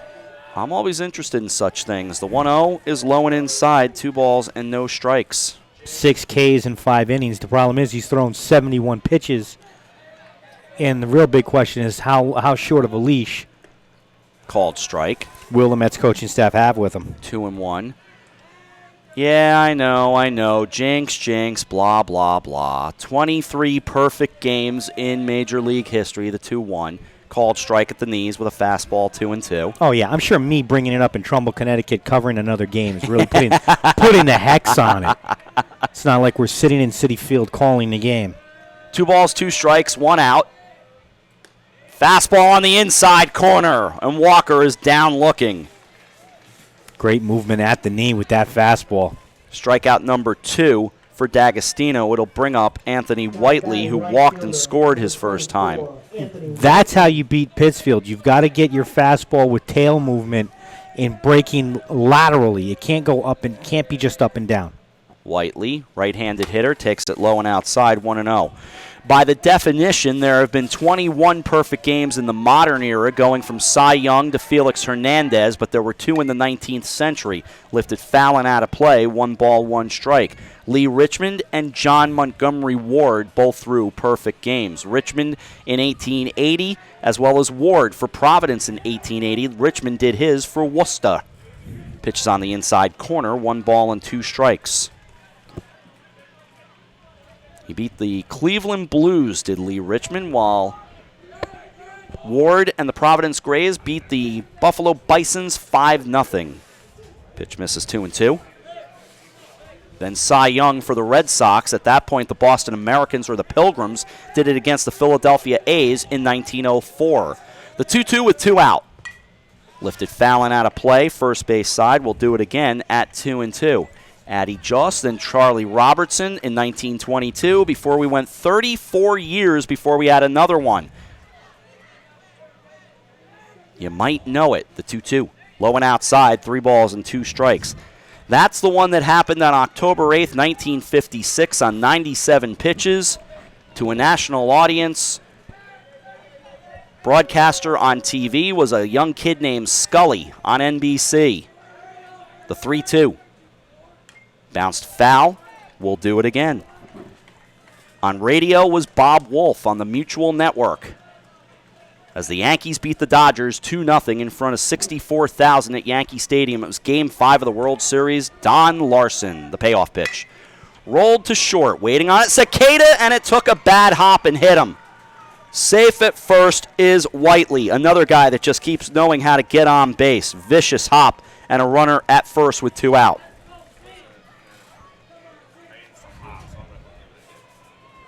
Official scorer is calling it a hit on the bad hop. Okay. I wrote E6, but you got it. I like an official scorer. Takes the work off my brain. Back to the top of the order for Isaiah Mestre. He's been on base twice. He's also scored twice. You also need to be careful. We are in Trumbull, Rob. Are you saying home cooking? No, these guys have been fair. Pitch out is called. The throw down in time. Got him. Third caught stealing, thrown out by Colindona. The caught stealing goes, I believe, was it 2-6, Cato? 2-6. 2-6 it is. Inning comes to an end. Trumbull's got some work to do. No runs, no errors as a result of the caught stealing. Nobody left on base. 4 gone. We go to the 5th in the final of the regional. 7-3. Pittsfield leads Trumbull on HANradio.com, streaming live on the Hersa Acorn Network. Breaks, sprains, injuries, and pain can now be quickly and expertly treated at Coastal Ortho Express in Norwalk. Why wait hours in the ER? Save a trip and save money going straight to an orthopedic specialist at Coastal Ortho Express Urgent Care, 203-845-2070. No appointment necessary. Coastal Ortho Express Urgent Care, open Monday through Saturday in the iPark building at 761 Main Avenue in Norwalk, or call 203-845-2070. Fast! It's grilling season, and Walter Stewart's Market is your local destination for the finest grill-ready certified Angus beef strip steaks, skirt steaks, 100% grass-fed ribeyes, all-natural pork ribs, Arthur Ave-style kebabs, fresh-cut veggies, delicious grab-and-go salads, chilled rosé wine, and ice-cold craft brews right next door. Walter Stewart's, your fresh local market. 229 Elm Street, New Canaan, and shop online for groceries and wine delivered to your door at stewartsmarket.com. Hersom Acorn and HANradio.com. If you believe in jinxes, Cato is determined to do so. Perfect through 6 is Noah Syndergaard. I don't care, personally. I'm just saying. His ERA, and Syndergaard has lowered his ERA by about 0.2 of a run in just his 6 innings of work. He has 7 Ks. He's been outstanding. 81 pitches thrown. If you are just tuning in or have been watching live, our broadcast is in high definition. It may be slightly fuzzy from time to time due to your internet connection, but last night we had nearly 2,200 watching the semifinal games on the HAN network. Pitch is sliced foul to start inning number 5. Sochi is 2 for 2. There's some kids over in the entrance corner over there not paying attention, and Sochi gave him a little wake-up call. I got a little more business to take care of. No balls and a strike. Nobody out. 5th inning, 7-3 ball game. Bounced right back up the middle and through to center field. Tony Sochi is 3 for 3. It's a leadoff single. For Trumbull, they have had the leadoff man on 4 out of the 5 innings. On coffee break this week, meaning tomorrow and Thursday, we're giving away tickets to Gathering of the Vibes in Bridgeport. How are we doing so? Well, I will tell you. I knew that was coming. Because that's what I do. The pitch is swung on and bounced foul off the bat of Nemchek, who's 0 for 2. No balls and 1 strike. It's fairly easy to do so. We'll display a hashtag for you to post on Twitter or Facebook. The best use of the hashtag, along with the tagging of our Twitter handle at Hersom Radio or our Facebook page, Hersom Acorn Radio, will be Saturday Festival. Will be judged the HAN Radio.com staff. No balls, 2 strikes, a runner off first in a 7-3 ball game. Time called. The winners in their social media post will be announced on Thursday's edition of Coffee Break. The 0-2 runs it inside. Nemchek jumps out of the way. 1 ball and 2 strikes. So you got to watch Wednesday's show at HANradio.com with the /live stream. And of course, you can listen on HANradio.com as well. We will let you know all about the hashtag and the Twitter handle and all that stuff. Curveball stays upstairs 2-2. So we'll have some fun with that tomorrow into Thursday on HANradio.com. Who's Let's? You're not working. I may be in. 2-2. Rolled to short. Couple of bounces. Flip to second for 1. Nemchek beating it down the line. He's in time. Fielder's choice. So he's on at first on the 6-4 fielder's choice. 1 man out. Sochi retired. Now batting pitcher number 3. It'll bring up Mike D'Agostino. Singleton scored in the 2nd and a sacrifice fly in the 3rd. Always trying to get a little more interactive. And this is another way to try it. Runner off first, curveball, and it worked.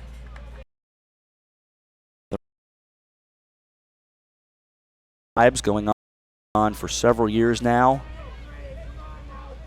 In Bridgeport, Seaside Park, throw over to first, back safely.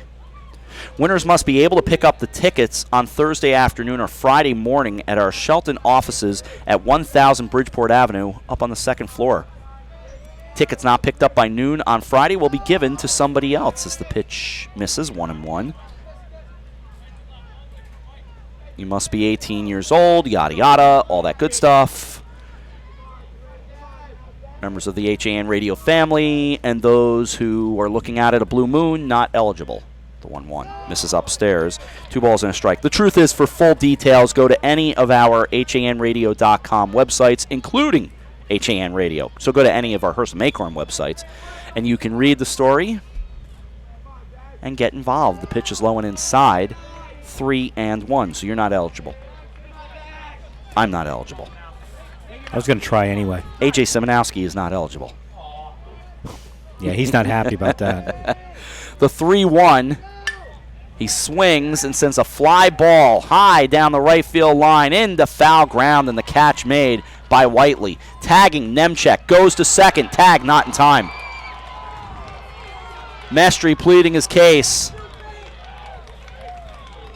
Nemchek took a big chance, went to second.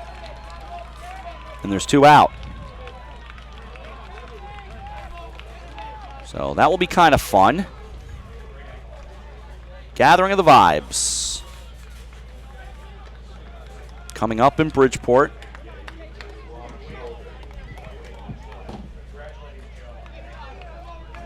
Now batting catcher number 24, Josh Colindona. It'll bring up Josh Colindona, who's 0 for 1, a sacrifice in the second, grounded to short in the third. 7-3, Pittsfield leading Trumbull. Trying to figure out who's going to Lawrenceburg, Tennessee for the Babe Ruth World Series.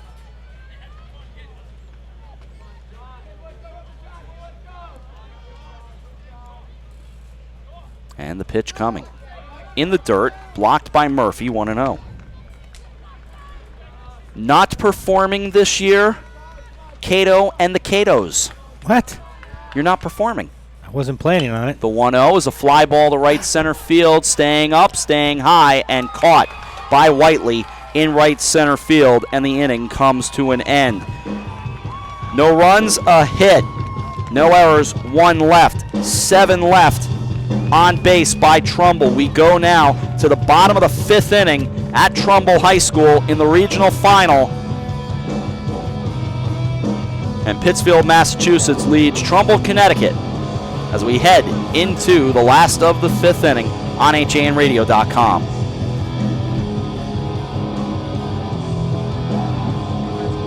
Alliance.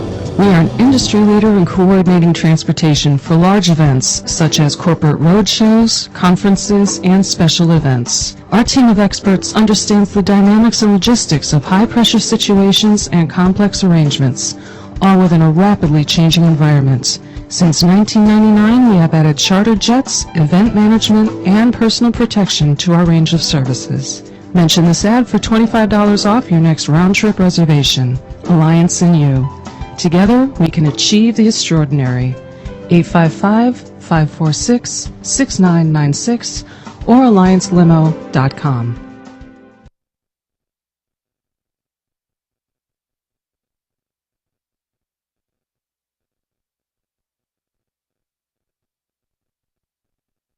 Kycote Rockefeller Estate is Westchester County's top cultural attraction and is now open for the season. Don't miss out. Go online to hudsonvalley.org to plan your visit. Take a drive out to beautiful Sleepy Hollow, New York, and enjoy Kycote's stunning architecture, breathtaking gardens, expansive art galleries, and commanding Hudson River views. From world-class art by Picasso and Warhol to expertly tended gardens, there's something for everyone. Kycote Rockefeller Estate, a National Trust for Historic Preservation landmark. Hersom Acorn and HANradio.com. We go to the bottom of the 5th inning now. Isaiah Mestry will lead things off. He'll be followed by Drew DiMartino and Jake McNeese, top of the order for Pittsfield, Massachusetts. And a curveball is a called strike from Mike D'Agostino. 7-3, Pittsfield with the lead. The 0-1 coming. Fastball low and outside, a ball and a strike. Not to kill the buzz, of course, of this great night of baseball, but we also do have to promote some other things. The 1-1, big curveball, jackknifes out of the way, 2 balls and a strike, and it'll be here before we know it. I mean, really just about 6 weeks, 5 weeks, if that. 2 balls and a strike, and the pitch on the way is a fastball lined to center field, but right in the tracks of Nemchek, who moved to his right, 1 away. Football season is not that far away. Now, in Connecticut, it is forever away, the truth of the matter. And in the Fairfield County Interscholastic Athletic Conference, it's even further away. It starts at Halloween, doesn't it? It pretty much does start at Halloween. I believe St. Joe's is playing their first home game on Halloween. The pitch coming, and it's a called strike. 0-1 or something. Somebody was doing something like that, as I recall. I don't have everything pulled up in front of me. DiMartino is 1 for 1. Takes a curveball that stayed a hair inside. 1 ball, 1 strike. He singled and scored in the first. He also had a sacrifice fly in the second. 7-3 Pittsfield. That misses inside with a breaking ball, 2-1. The 2-1 pitch is on the way. Fastball is lifted to right in the tracks of Garofalo, settles under it and puts it away, 2 out. Because the FCAC and even the prep schools start a little bit later, and we do cover a little piece of New York State, we will start our coverage in all likelihood, scheduled as of right now, in New York, as John Jay High School is part of our coverage area with the Lewisboro Ledger. So we'll cover the John Jay Indians to kick off football season. Fastball is upstairs, 1-0. As of right now, schedule permitting, and anything can change. 1 ball, no strikes. The 1-0. Low, 2 balls and no strikes with a fastball. I believe it is New Canaan and Ridgefield that will kick off our Connecticut coverage about 2 weeks later. The 2-0. Curveball is a called strike, dropped by Colindona, 2 balls and 1 strike.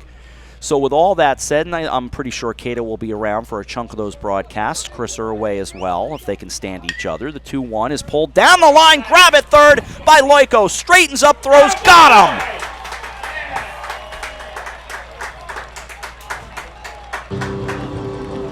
Cato, we've seen some good defense. That just takes it all right there. Might be the best play of the tournament. I don't know. I'd have to really think about it, but that was a sweet play. Going to the line, Loico fired across, inning over, nothing across for Pittsfield. On to the 6th we go. Trumbull down 4, 7-3 to Pittsfield on HANradio.com. The long winter is finally astern. Bait is invading the harbors, coves, and inlets. Stripers, fluke, and porgies are on the move. In the streams and lakes, trout, smallmouth, largemouth, and walleye have moved out of hibernation.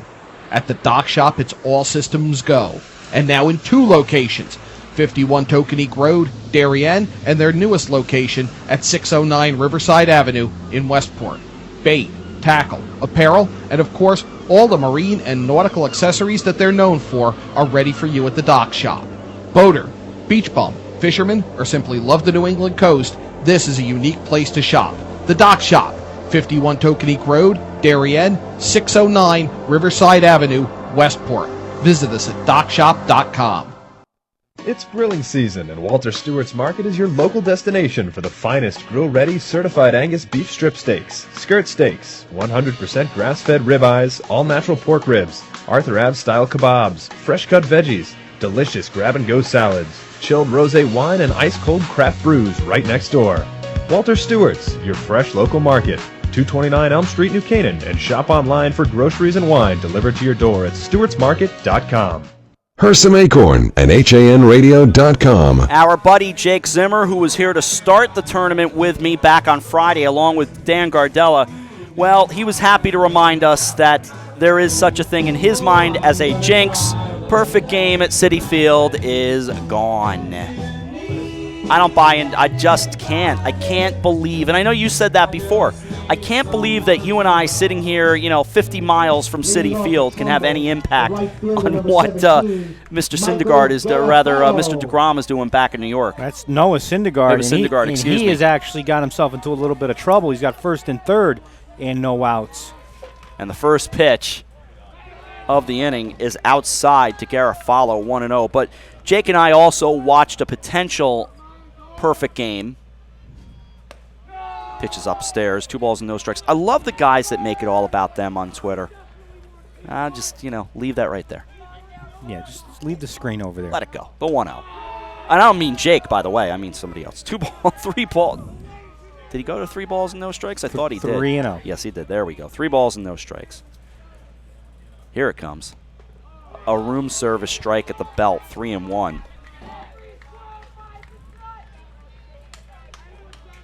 And the Rangers lead the Yankees 5-0 as well. Soft liner grabbed by Mestry. He grabs it. It was not a line drive. It was a bouncer line drive, and he gets him at first. And Jack McFarland expressing his displeasure. McFarland looking across at Mike Buswell and saying he was safe by this much, holding his hands a good foot apart. Now Mike Buswell is going to have his say. 6-3 on the putout. In the meantime, a nice play by Mestry to throw across.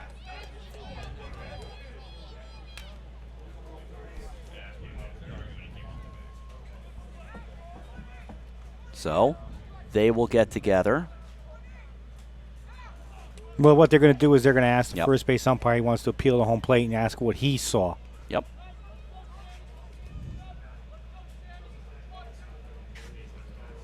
So they will talk things over. At which point, if he overrules it, and we're going to have another argument coming from Pittsfield. So brace yourself for that in case. Conversation over. It got nothing accomplished. Mike Buswell is furious. Now batting second base. Action in the Pittsfield pen. Samuel Montalvo. And we can all get on with our lives. Here's Samuel Montalvo. 1 for 2, reached on an error and singled. Right-handed hitter, and the pitch coming. Big lollipop breaking ball is a called strike. 0-1. In Pittsfield, they are starting to count down. 7-3 ball game, 6th inning. Taken outside with a fastball, 1-1.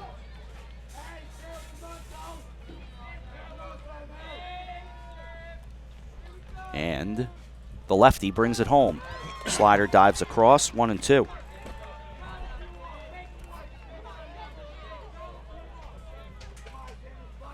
One ball, 2 strikes, 1 out, 7-3, 6th inning.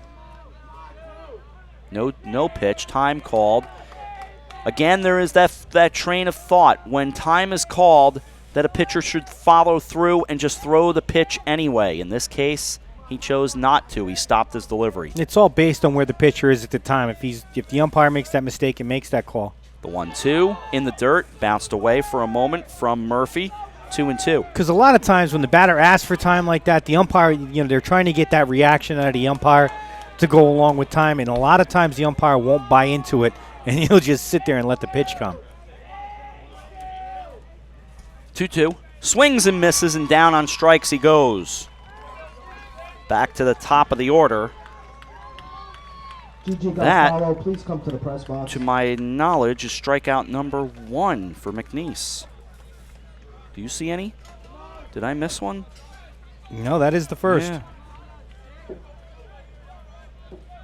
Now batting shortstop number 6, Dustin Cicada. Now Dustin Cicada with nobody on and 2 out. Top of the 6th inning, 7-3, and the lefty brings the breaking ball home. A big curve, stays inside, 1-0. We saw some numbers, by the way. Josh Fisher passed them along as to who's listening and watching and so on, and where folks are coming from, the 1-0. Big bouncer up the middle, ranging over to grab it behind the bag is Mestry. He throws him out, and the inning comes to an end. The point I very quickly want to make, and I had heard this throughout the weekend, is that Pittsfield has just been watching and listening in droves, and that is really cool to hear. We greatly appreciate it. I know, once again, Steve D'Agostino's daughter is watching and listening down in New Zealand. And it's very humbling to hear the wonderful things that we've heard. So, with all that said, we go to the bottom of the 6th inning, 7-3, Pittsfield now 3 outs away on HANradio.com, streaming live on the Hersom Acorn Network. It's Lots of Characters, specializing in children's birthday parties with your child's favorite characters. When you want to party hardy, when you need to celebrate, call us, we won't be late. We help create lasting memories for you and your child on their special day. Call us at 203-590-1791 or visit our website at lotsofcharacters.org for more information and to see our party packages. Lots of Characters, 203-590-1791 or online at lotsofcharacters.org.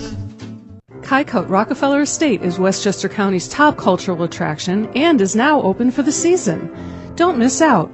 Go online to hudsonvalley.org to plan your visit. Take a drive out to beautiful Sleepy Hollow, New York, and enjoy Kycote's stunning architecture, breathtaking gardens, expansive art galleries, and commanding Hudson River views. From world-class art by Picasso and Warhol to expertly tended gardens, there's something for everyone. Kycote Rockefeller Estate, a National Trust for Historic Preservation landmark. Hersom Acorn and HANradio.com. 7-3 our score. To the bottom of the 6th we go. Jack Cooney will lead things off. Center fielder number 12. And the pitch is a called Jack strike, Cooney. 0-1. We look ahead to the 7th. Loiko, Zekias, and Sochi due up. The 0-1 in the dirt bounces back to the screen, 1-1. Kick rocks. Who are you telling to kick rocks? Jake else? Zimmer? Telling them all. Cato is tweeting away. The 2-0. A fly ball to center field. The impossible may have happened. Coming in to put it away is Nemchek. 1 out. Jack Cooney has been retired. Call the presses. 1 down. It'll bring up Brett Murphy. Now batting catcher number 28, Brett Murphy. I'm sorry I didn't get all my hashtags in before the inning started. My apologies. Murphy, right-handed hitter. Slider dives away. 1-0. Murphy is 0 for 2. Give D'Agostino a lot of credit after the rough first 2 innings. Pitch is fouled off into the glove of Colindona. He drops it, but it's a ball and a strike. He really has settled in and just taken control of this game, gotten everything stabilized. 7 runs, 7 hits. Curveball on the inside corner. A ball and 2 strikes. We will be down on the field for the ceremonies after the game. See if we can get somebody over here to run the controls, and you and I can pop down and have some fun. The 1-2 is on the outside corner, a called strike 3. That is strikeout number 3 for D'Agostino, 2 away. Or is it? Now batting. Yes, it is. Number 2, Ty Cowdrey. Now Ty Cowdrey, who's 1 for 2, singled and scored in the 2nd and was caught looking in the 3rd. Interesting tweet just came to me. 1 ball, no strikes. I love the communication. This is so great. And I will pass it along. Pitch on the way. Soft fly ball on the infield. Behind the bag, able to grab it as he moved to the second base side was Cicada. F6 on the putout. 3 up, 3 down. Ladies and gentlemen. And the infamous T-shirt has arrived. You need help from many volunteers. And it is I wish we had a camera in here to show you how beautiful it is. These shirts are just fantastic. The New England Regional Babe Ruth Tournament 2015. All the teams and players listed on the back. And last but not least, perhaps we can tweet a picture of it or something. I'm looking at AJ. There's not a darn thing we can do with it otherwise to get it on camera. But we try. It's a beautiful shirt, though, and thank you, John Kovach, for going and grabbing it. As we go to the 7th inning, we'll stay here. A note that was passed along to me by CT Babe Ruth LGS. That's the hashtag or the Twitter feed. The Babe Ruth Baseball Jimmy Fund starts August 1st, excuse me. 13 to 15-year-old teams. Games will be in Bethel, Connecticut, as we beat on the Brat and go to the 7th. 95 pitches for D'Agostino if the night is over. 7-3. He has retired 6 in a row. On the other side, it's 5 in a row put down by McNeese as we go to the 7th.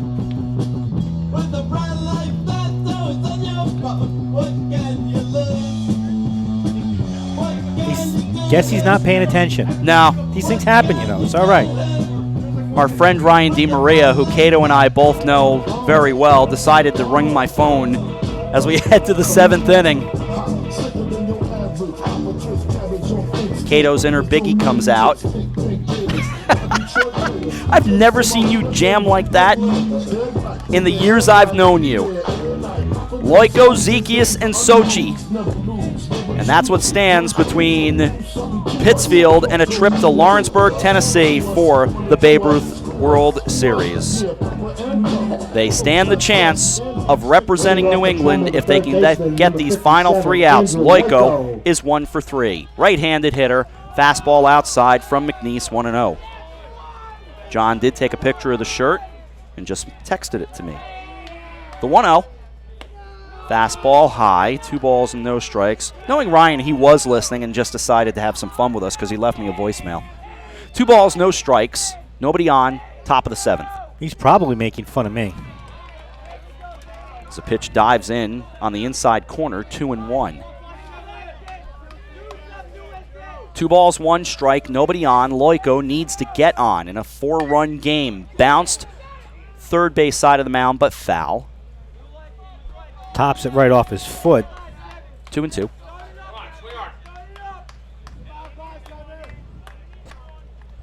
I will say, if that tournament in Bethel, starting August 1st, has a nice press box, we'll talk.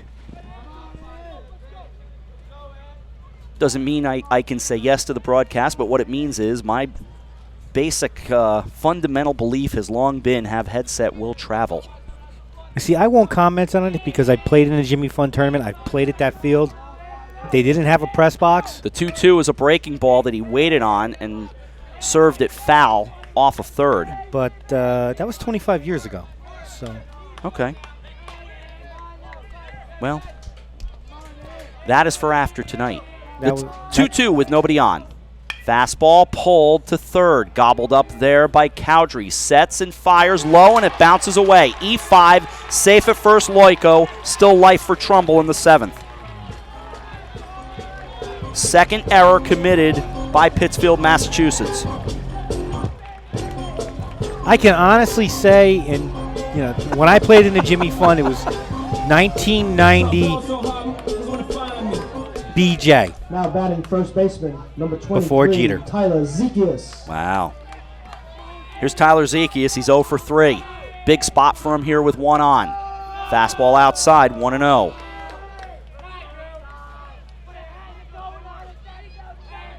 Long look in by McNeese. Now he straightens up at the letters, and the lefty brings it home. A called strike on the outside corner, 2-seamer, 1-1. Pittsfield infield at double play depth, but it's definitely Mestry taking the throw from the pitcher because he's shading just a bit closer to first. Throw over to first, back safely is Loiko. 7-3, and a lot of work still to be done. But the pitch misses outside, 2-1. Coffee break tomorrow morning here on HANradio.com at 11. The 2-1. Push to the right side, waiting on the hop. They go to second for 1. The relay to first is in time. Double play. 4-6-3. That's a back-breaking double play. And it'll bring up Tony Sochi, who is 3 for 3. He singled, tripled, and scored a run. And Pittsfield an out away from winning the New England region. Sochi, a right-handed hitter against the lefty, Jake McNeese. 7-3, Pittsfield leads. And a called strike on the inside corner, 0-1.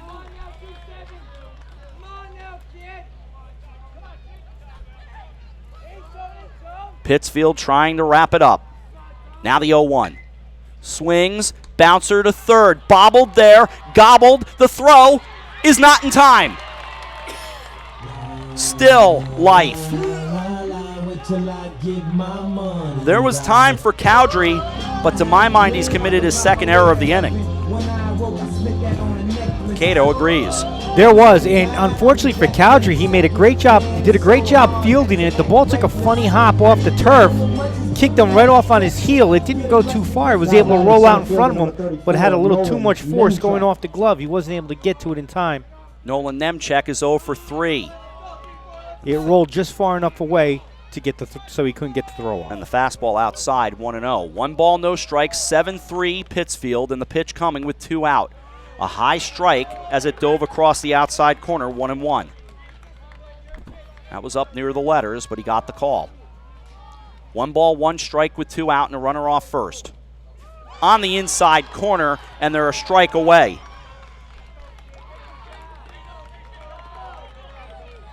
One ball, 2 strikes, 2 out, 7-3 Pittsfield. They are a strike away from winning the New England Regional.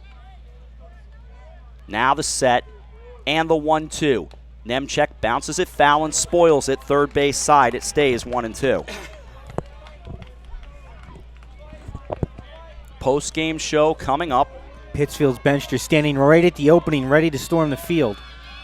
The 1-2 coming with 2 out. McNeese a long look in.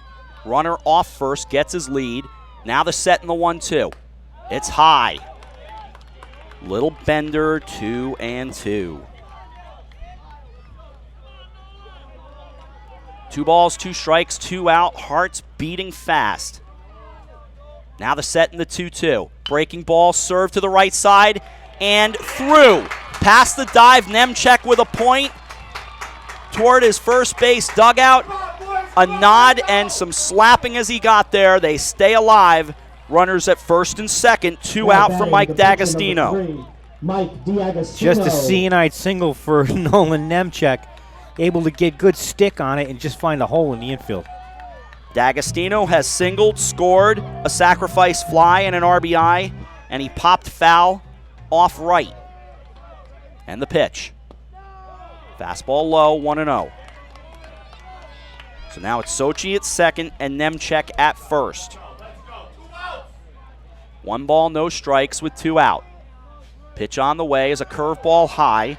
Murphy reached up and grabbed it, 2-0. Nervous time here in Trumbull. 7-3, 2 out, 7th inning. Inside, 3-0. Now Murphy will trot out and talk to the left-hander, Jake McNeese.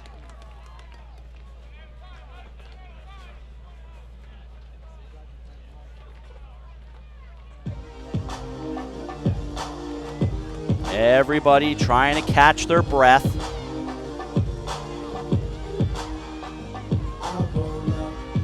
Conversation breaks up.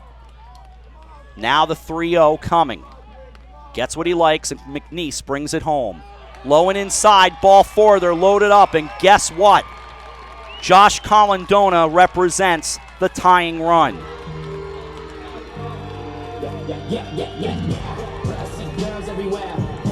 Manager Tom Rizzo is going to come out. I think he may have seen enough from Jake McNeese, but I'm not sure. This could be just to calm down and settle everything down. You've got a 4-run lead. All the guys on base don't mean anything. Get the ground ball and everybody get the closest out. I think that's pretty much what the gist of what's going to be said here. The best comeback of the tournament was back on Saturday in that morning game when we watched Brattleboro down 6-1 in the 7th, rally for 5, and tie the game at 6. However, Augusta, Maine walked it off in the 14th inning. Here, it's a 4-run game with 2 out. 7-3, and the title on the line, and a trip to Lawrenceburg, Tennessee on August 13th. Top of the 7th, 2 out.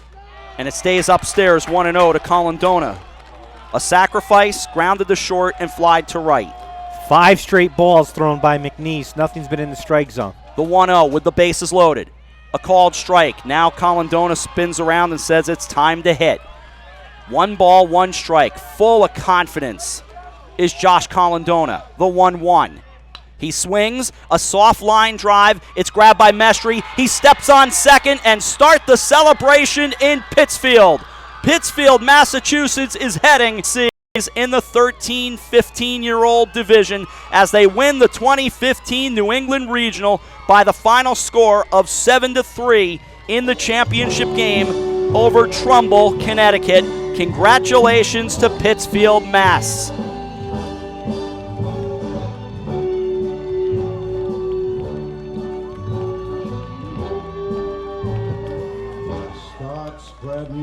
Final score, Pittsfield 7, Trumbull 3. Congratulations, Pittsfield, and good luck in the World Series. On the fielder's choice, 6 unassisted. It retired D'Agostino. For Trumbull, they come up with no runs, 2 errors, a hit, and as a result of the fielder's choice, they wind up stranding 3.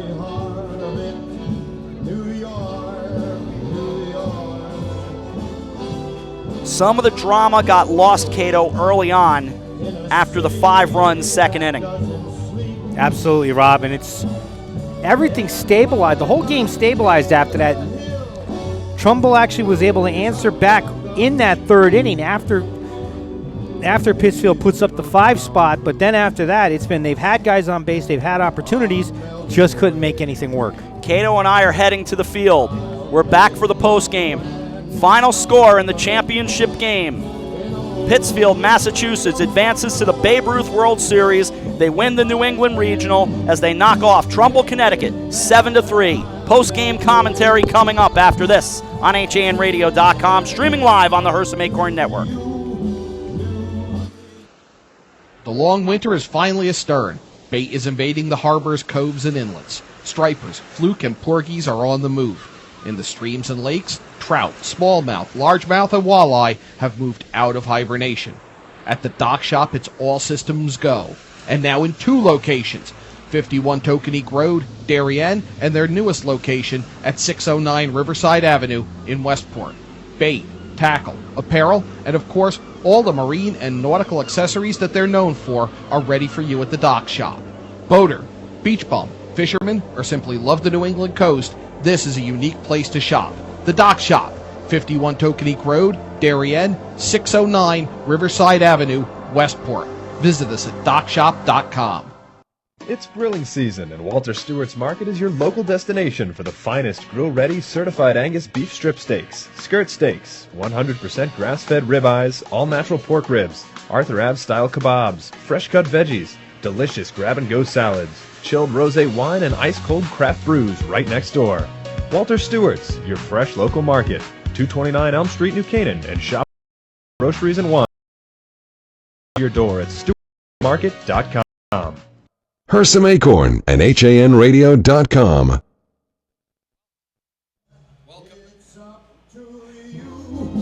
Welcome back to Trumbull High School. John Kovach joining you. Rob Adams and Chris Kalin have stepped down to the field where the celebration has begun for Pittsfield, Massachusetts, and where Trumbull is collecting itself after leaving bases loaded and falling 7-3 in this New England 13 to 15-year-old Babe Ruth Regional Tournament semifinal.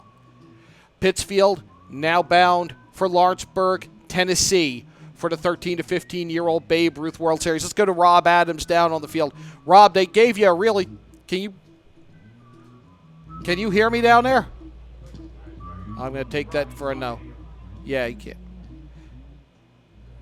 How is it down there?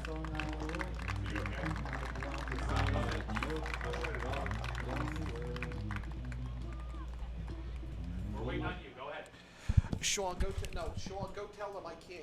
I'm not hearing them. Make sure they're on. No, don't. Tell them not to. Tell them just stay on the field mic. Stay on the field mic.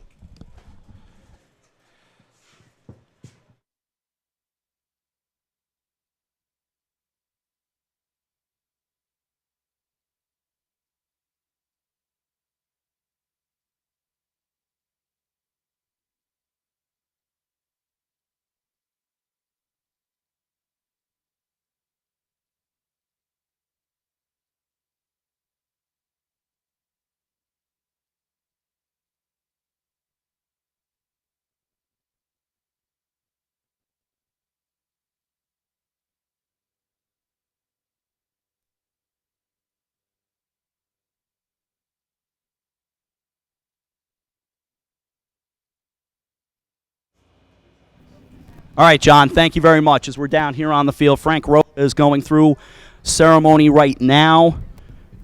As we stroll out to the field, he is talking off the wireless microphone right now, so he's just talking to the players. He says the microphone is not working. You know what? Maybe I'll my microphone. My microphone's only working radio-wise, but we can at least try, as he's congratulating Trumbull. Speaking with Trumbull, Trumbull walks off to a round of applause.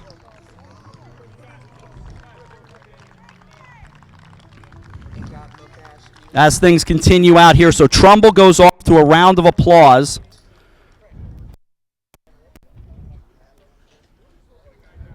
They're just working out the plaques right now. Yeah, there's a little bit of technical malfunction they've had here.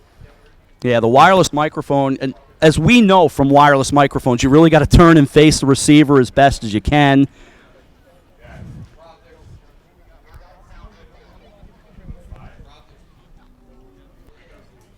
Rob, there's one coming down. Everything's surviving down here with us guys, but yeah, they're sending a microphone down for the ceremony to run it out through. So we can do another microphone. Sean Saylor's got one. Yep. So we're just getting the microphone situation set. All right, here we go with the PA. This is Frank Roca on the PA. I am going to be quiet so they can hear him now. Hold it right there. Display it well. The runner-up trophy to Mike Buswell and Trumbull, as they continue down here on the field. Congratulations to Pittsfield, New England Regional Champions. You hear the words of Frank Roca as they continue. Now he goes and grabs the championship trophy. And again, with the microphone struggling. Now they'll bring over Pittsfield head coach Tom Rizzo. And they hold the regional championship trophy high. It's a plaque with Babe Ruth on the front. As if anyone needs to know who Babe Ruth is at this point. You would kind of hope not, but... And for those, again, listening, we'll describe it down here. A New England regional banner has been stretched out in front of Pittsfield.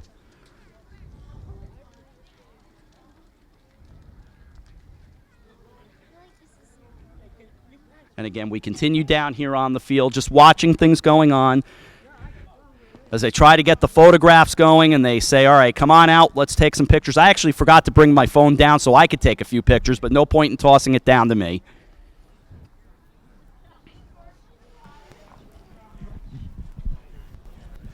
Cato's standing not too far away from me as well, and that's what's going on at this point for if you're listening. If you're watching, you can see the shots on the Hersom Acorn Network. But the families have come out into the field to take some pictures. And Cato and I just didn't want to interrupt kind of the flow of this celebration, so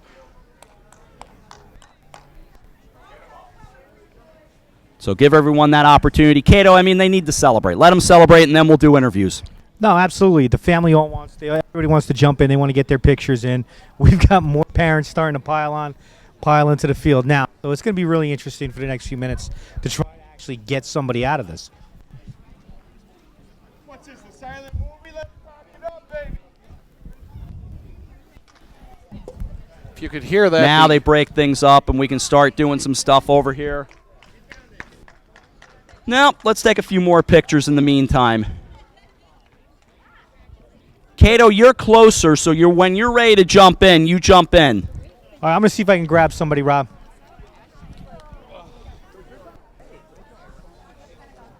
Cato, go ahead. Rob, I actually got a guest. I've got Pittsfield head coach Tom Rizzo. Tom, you guys, for most part in the tournament, everything was smooth sailing. Mm-hmm. I think in 3 of the games you may have given up one run, and that's been it. Mm-hmm. Trumbull came out here in the first inning. They really took it to you early. How was the dugout after that top half of the first? We were fine. I told the guys before, I mean, if we get down, we're not out. You know, we're a competitive team, and we play solid defense. We get good pitching, and we get timely hitting, and that's what's got us this far. So,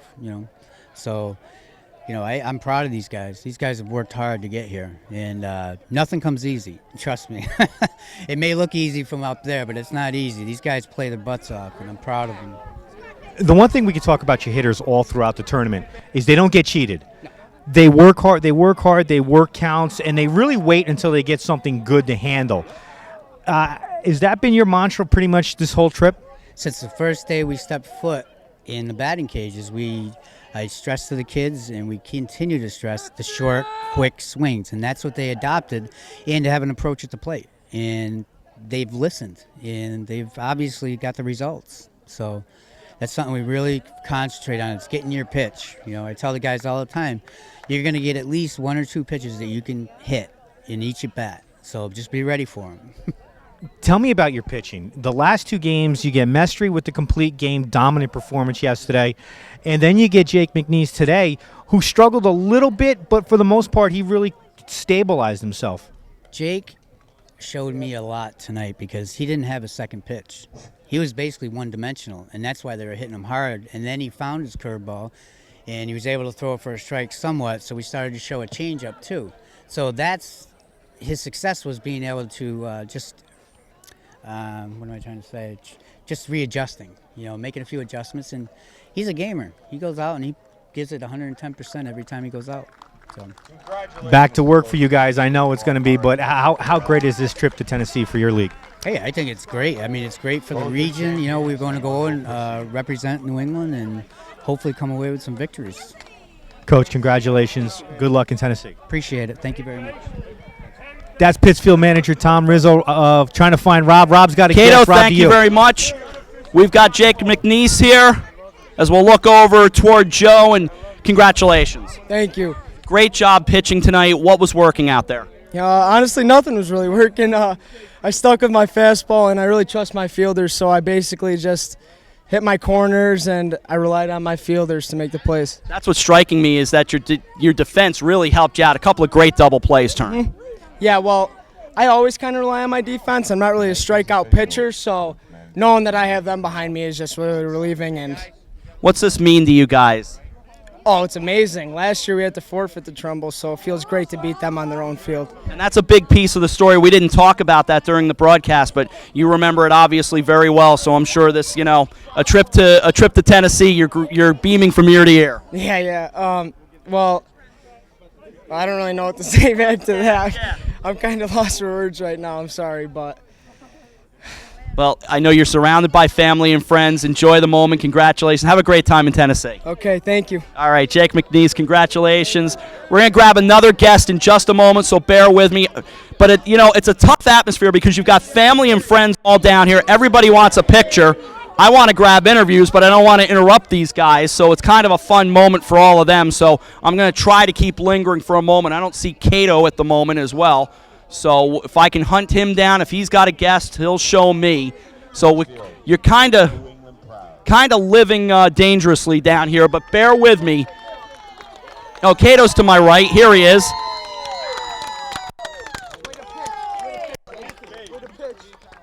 Cato, you know what? I gotta find. There's the guy I want to find right here. Congratulations. Thank you. What went right for you? Because you were on base constantly in the tournament. Well, I just found the happy medium between aggressive and patience at the plate. And when I saw a fastball, I tried to jump on it. And then a lot of the times I got a free base because they were kind of working around me.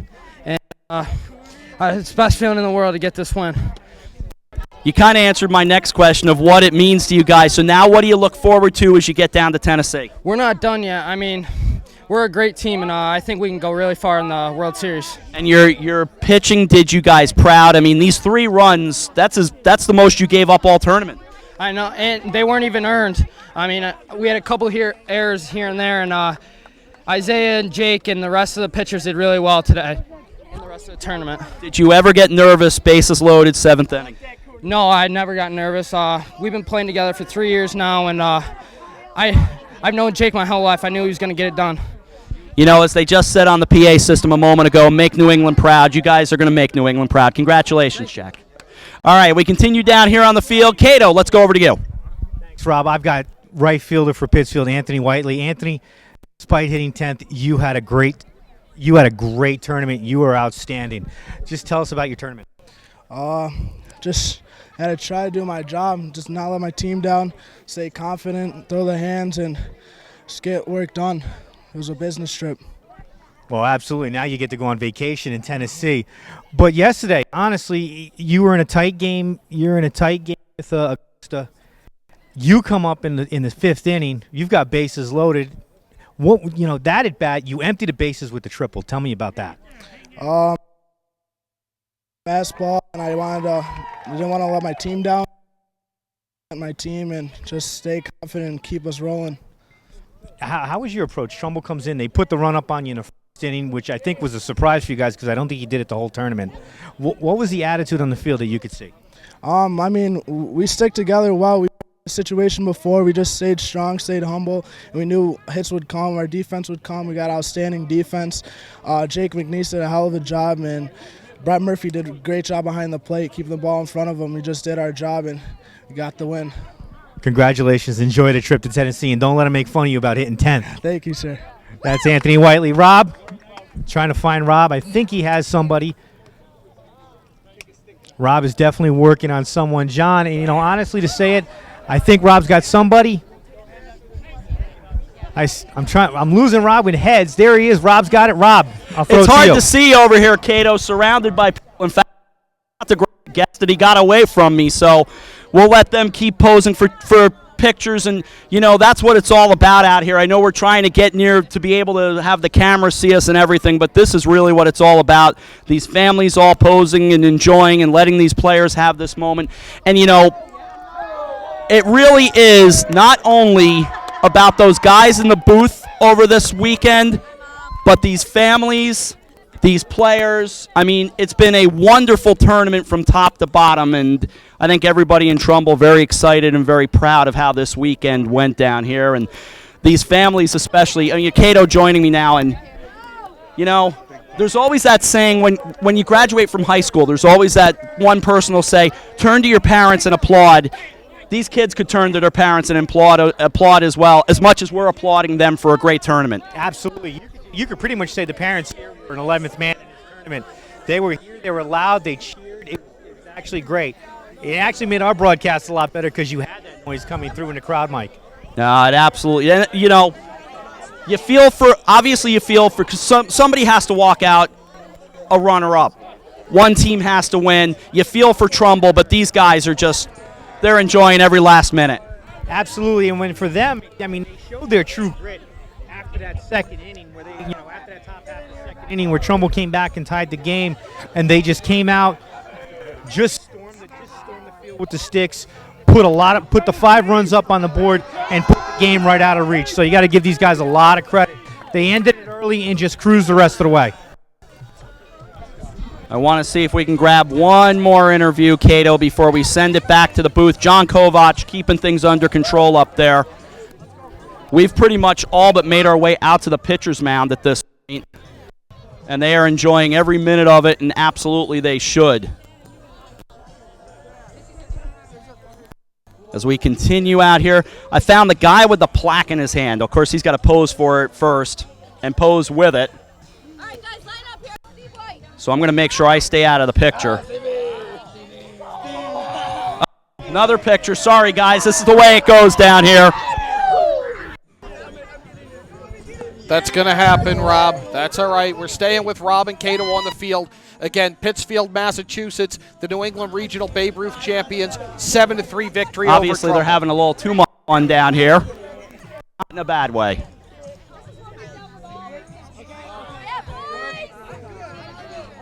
All right, they break it up. Well,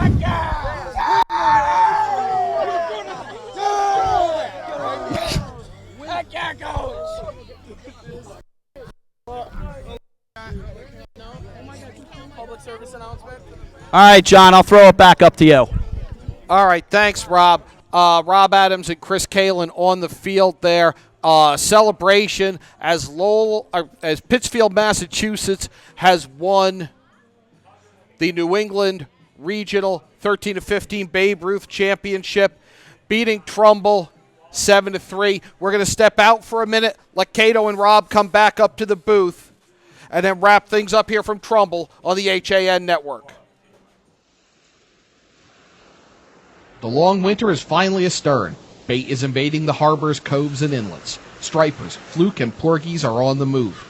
In the streams and lakes, trout, smallmouth, largemouth, and walleye have moved out of hibernation. At the dock shop, it's all systems go. And now in 2 locations, 51 Tokenique Road, Darien, and their newest location at 609 Riverside Avenue in Westport. Bait, tackle, apparel, and of course, all the marine and nautical accessories that they're known for are ready for you at the dock shop. Boater, beach bum, Fishermen or simply love the New England coast, this is a unique place to shop. The Dock Shop, 51 Tokenique Road, Darien, 609 Riverside Avenue, Westport. DockShop.com.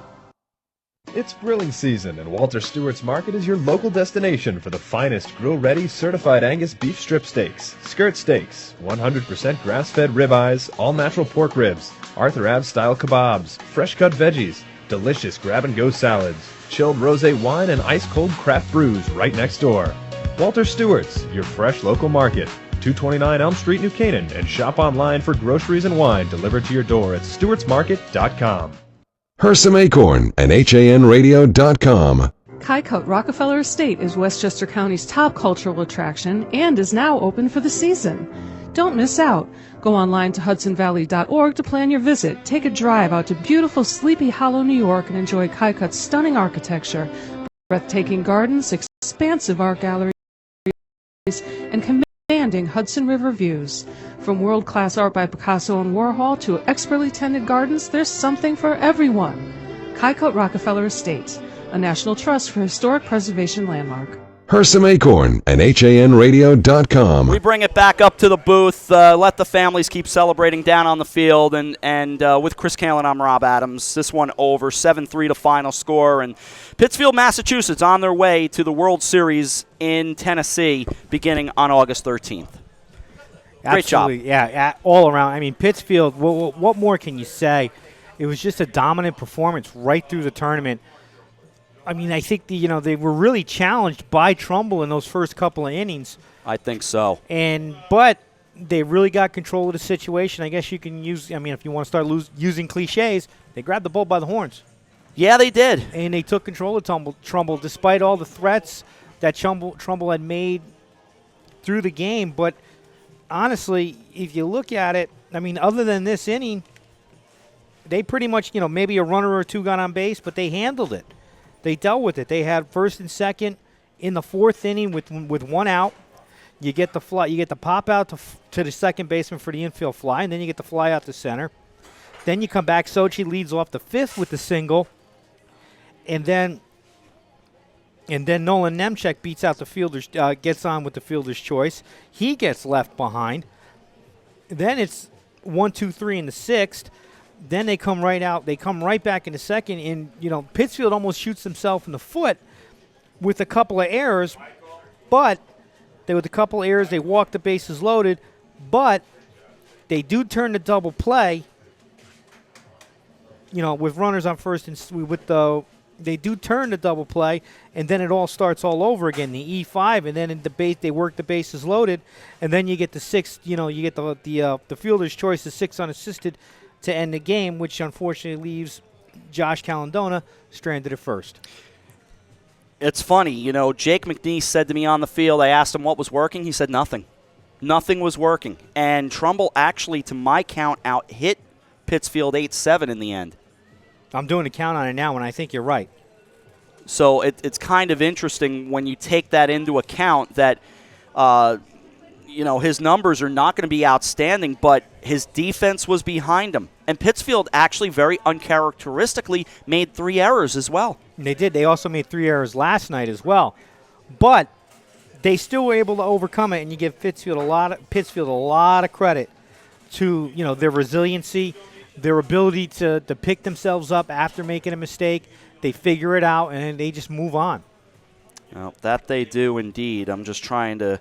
And I've said this so many times, but we're just trying to tally the numbers one more time so we can figure them all out and kind of try to make sense of it all here at Trumbull High School. And an experience that I can say already I'm sad to see ending. The idea initially of calling 15 baseball games in a span of 5 days, it seemed ludicrous. And I know some of my colleagues said to me, we don't know if you're going to have a voice left, and you're absolutely out to lunch for doing so, but we gave it a go, and we did our very best here to have the best time that we could. And I'm so thrilled, personally, for what has gone on here since Friday on both the audio and the video side. But enough about that. We'll finish on that note, but I want to tally up these numbers before we say goodnight. I have D'Agostino with a loss at 95 pitches and 6 innings of work, 7 runs, 6 earned, 7 hits, 3 walks, 3 strikeouts, and a wild pitch. On the other side for McNeese, 104 pitches. He went the distance as well. 7 innings, 3 runs. They were earned. 8 hits, 3 walks, and 1 strikeout. Sound close enough to being correct? Close enough. I have 9 hits for Trumbull. You have a 9th hit for Trumbull. Okay, you talk for a minute. Let me count. I'm doing, just by doing it, and if I look at it, you've got Tony Sochi, who was 3 for 4. Dustin Cicada, 1 for 3. Andrew Loikos, 1 for 4. Nolan Nemchek, 1 for 4. Michael D'Agostino, 1 for 2. He had a walk in there. And Samuel Maltavo had 2 hits. He was 2 for 3. I had an E8 in there for Montavo. There's my difference. That's it. Okay, no, you're right. That's my mistake. I circled the E8. You're right. Okay, hit. so 8. So we'll go with. You are right. We'll go with 8 hits on that note. Let us take one last time out, then we will come back and say goodbye. Pittsfield on their way to Tennessee in mid-August, and we're back to say goodbye after this on HANradio.com, streaming live very proudly this weekend through Monday and Tuesday on the HAN Radio, on the Hersom Acorn HAN network. The long winter is finally astern. Bait is invading the harbors, coves, and inlets. Stripers, fluke, and porgies are on the move.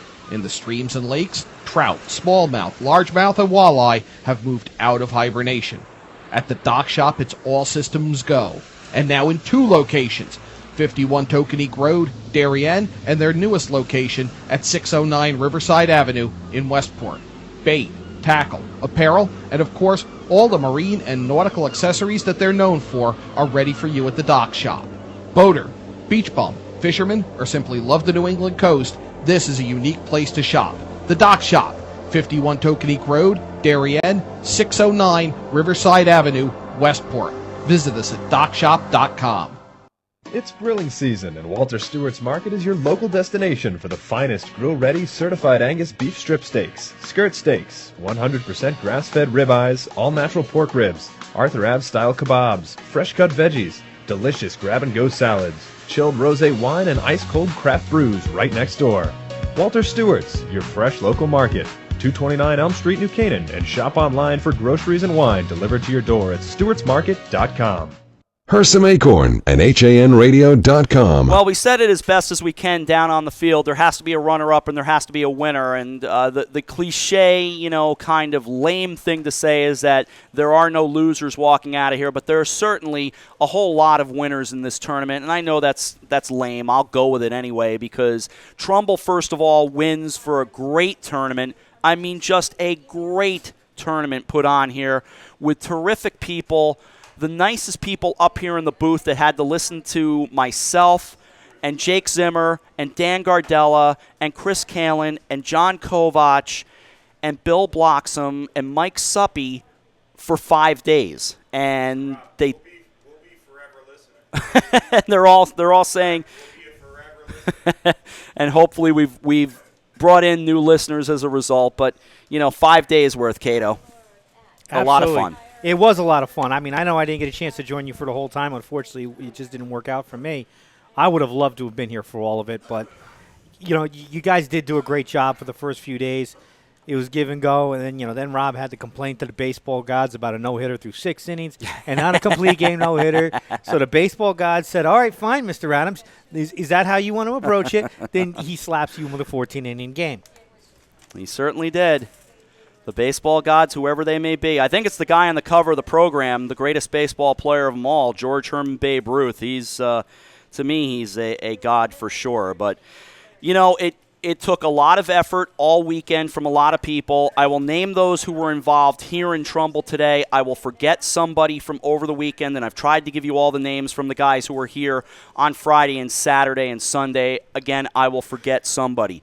But the crew here tonight and today, starting with Coffee Break, who were here, and we've been here every day, roughly 9, 10 o'clock, and through every game, all 15 of them. Then this morning came Coffee Break, and I was a little late to that party, but Joe Furlano was directing with A.J. Simonowski, Kate Czaplinski, Josh Fisher, Donald Eng, John Kovach were all here for that.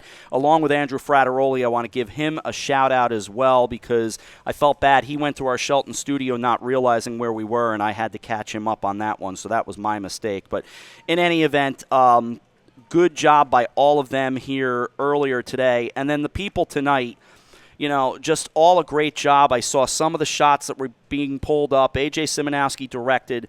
We had camera work from, among others, Dan Gardella, Joe Mixey, Sean Saylor, Eric Gendron, all taking part. Again, John Kovach tweeting, and Cato and I on the call. And, the support of Marty Hersom and Thomas Nash as well. And just top to bottom, again, a phenomenal experience here. Absolutely. It's just a tremendous tournament, a tremendous amount of talent that turned out to participate.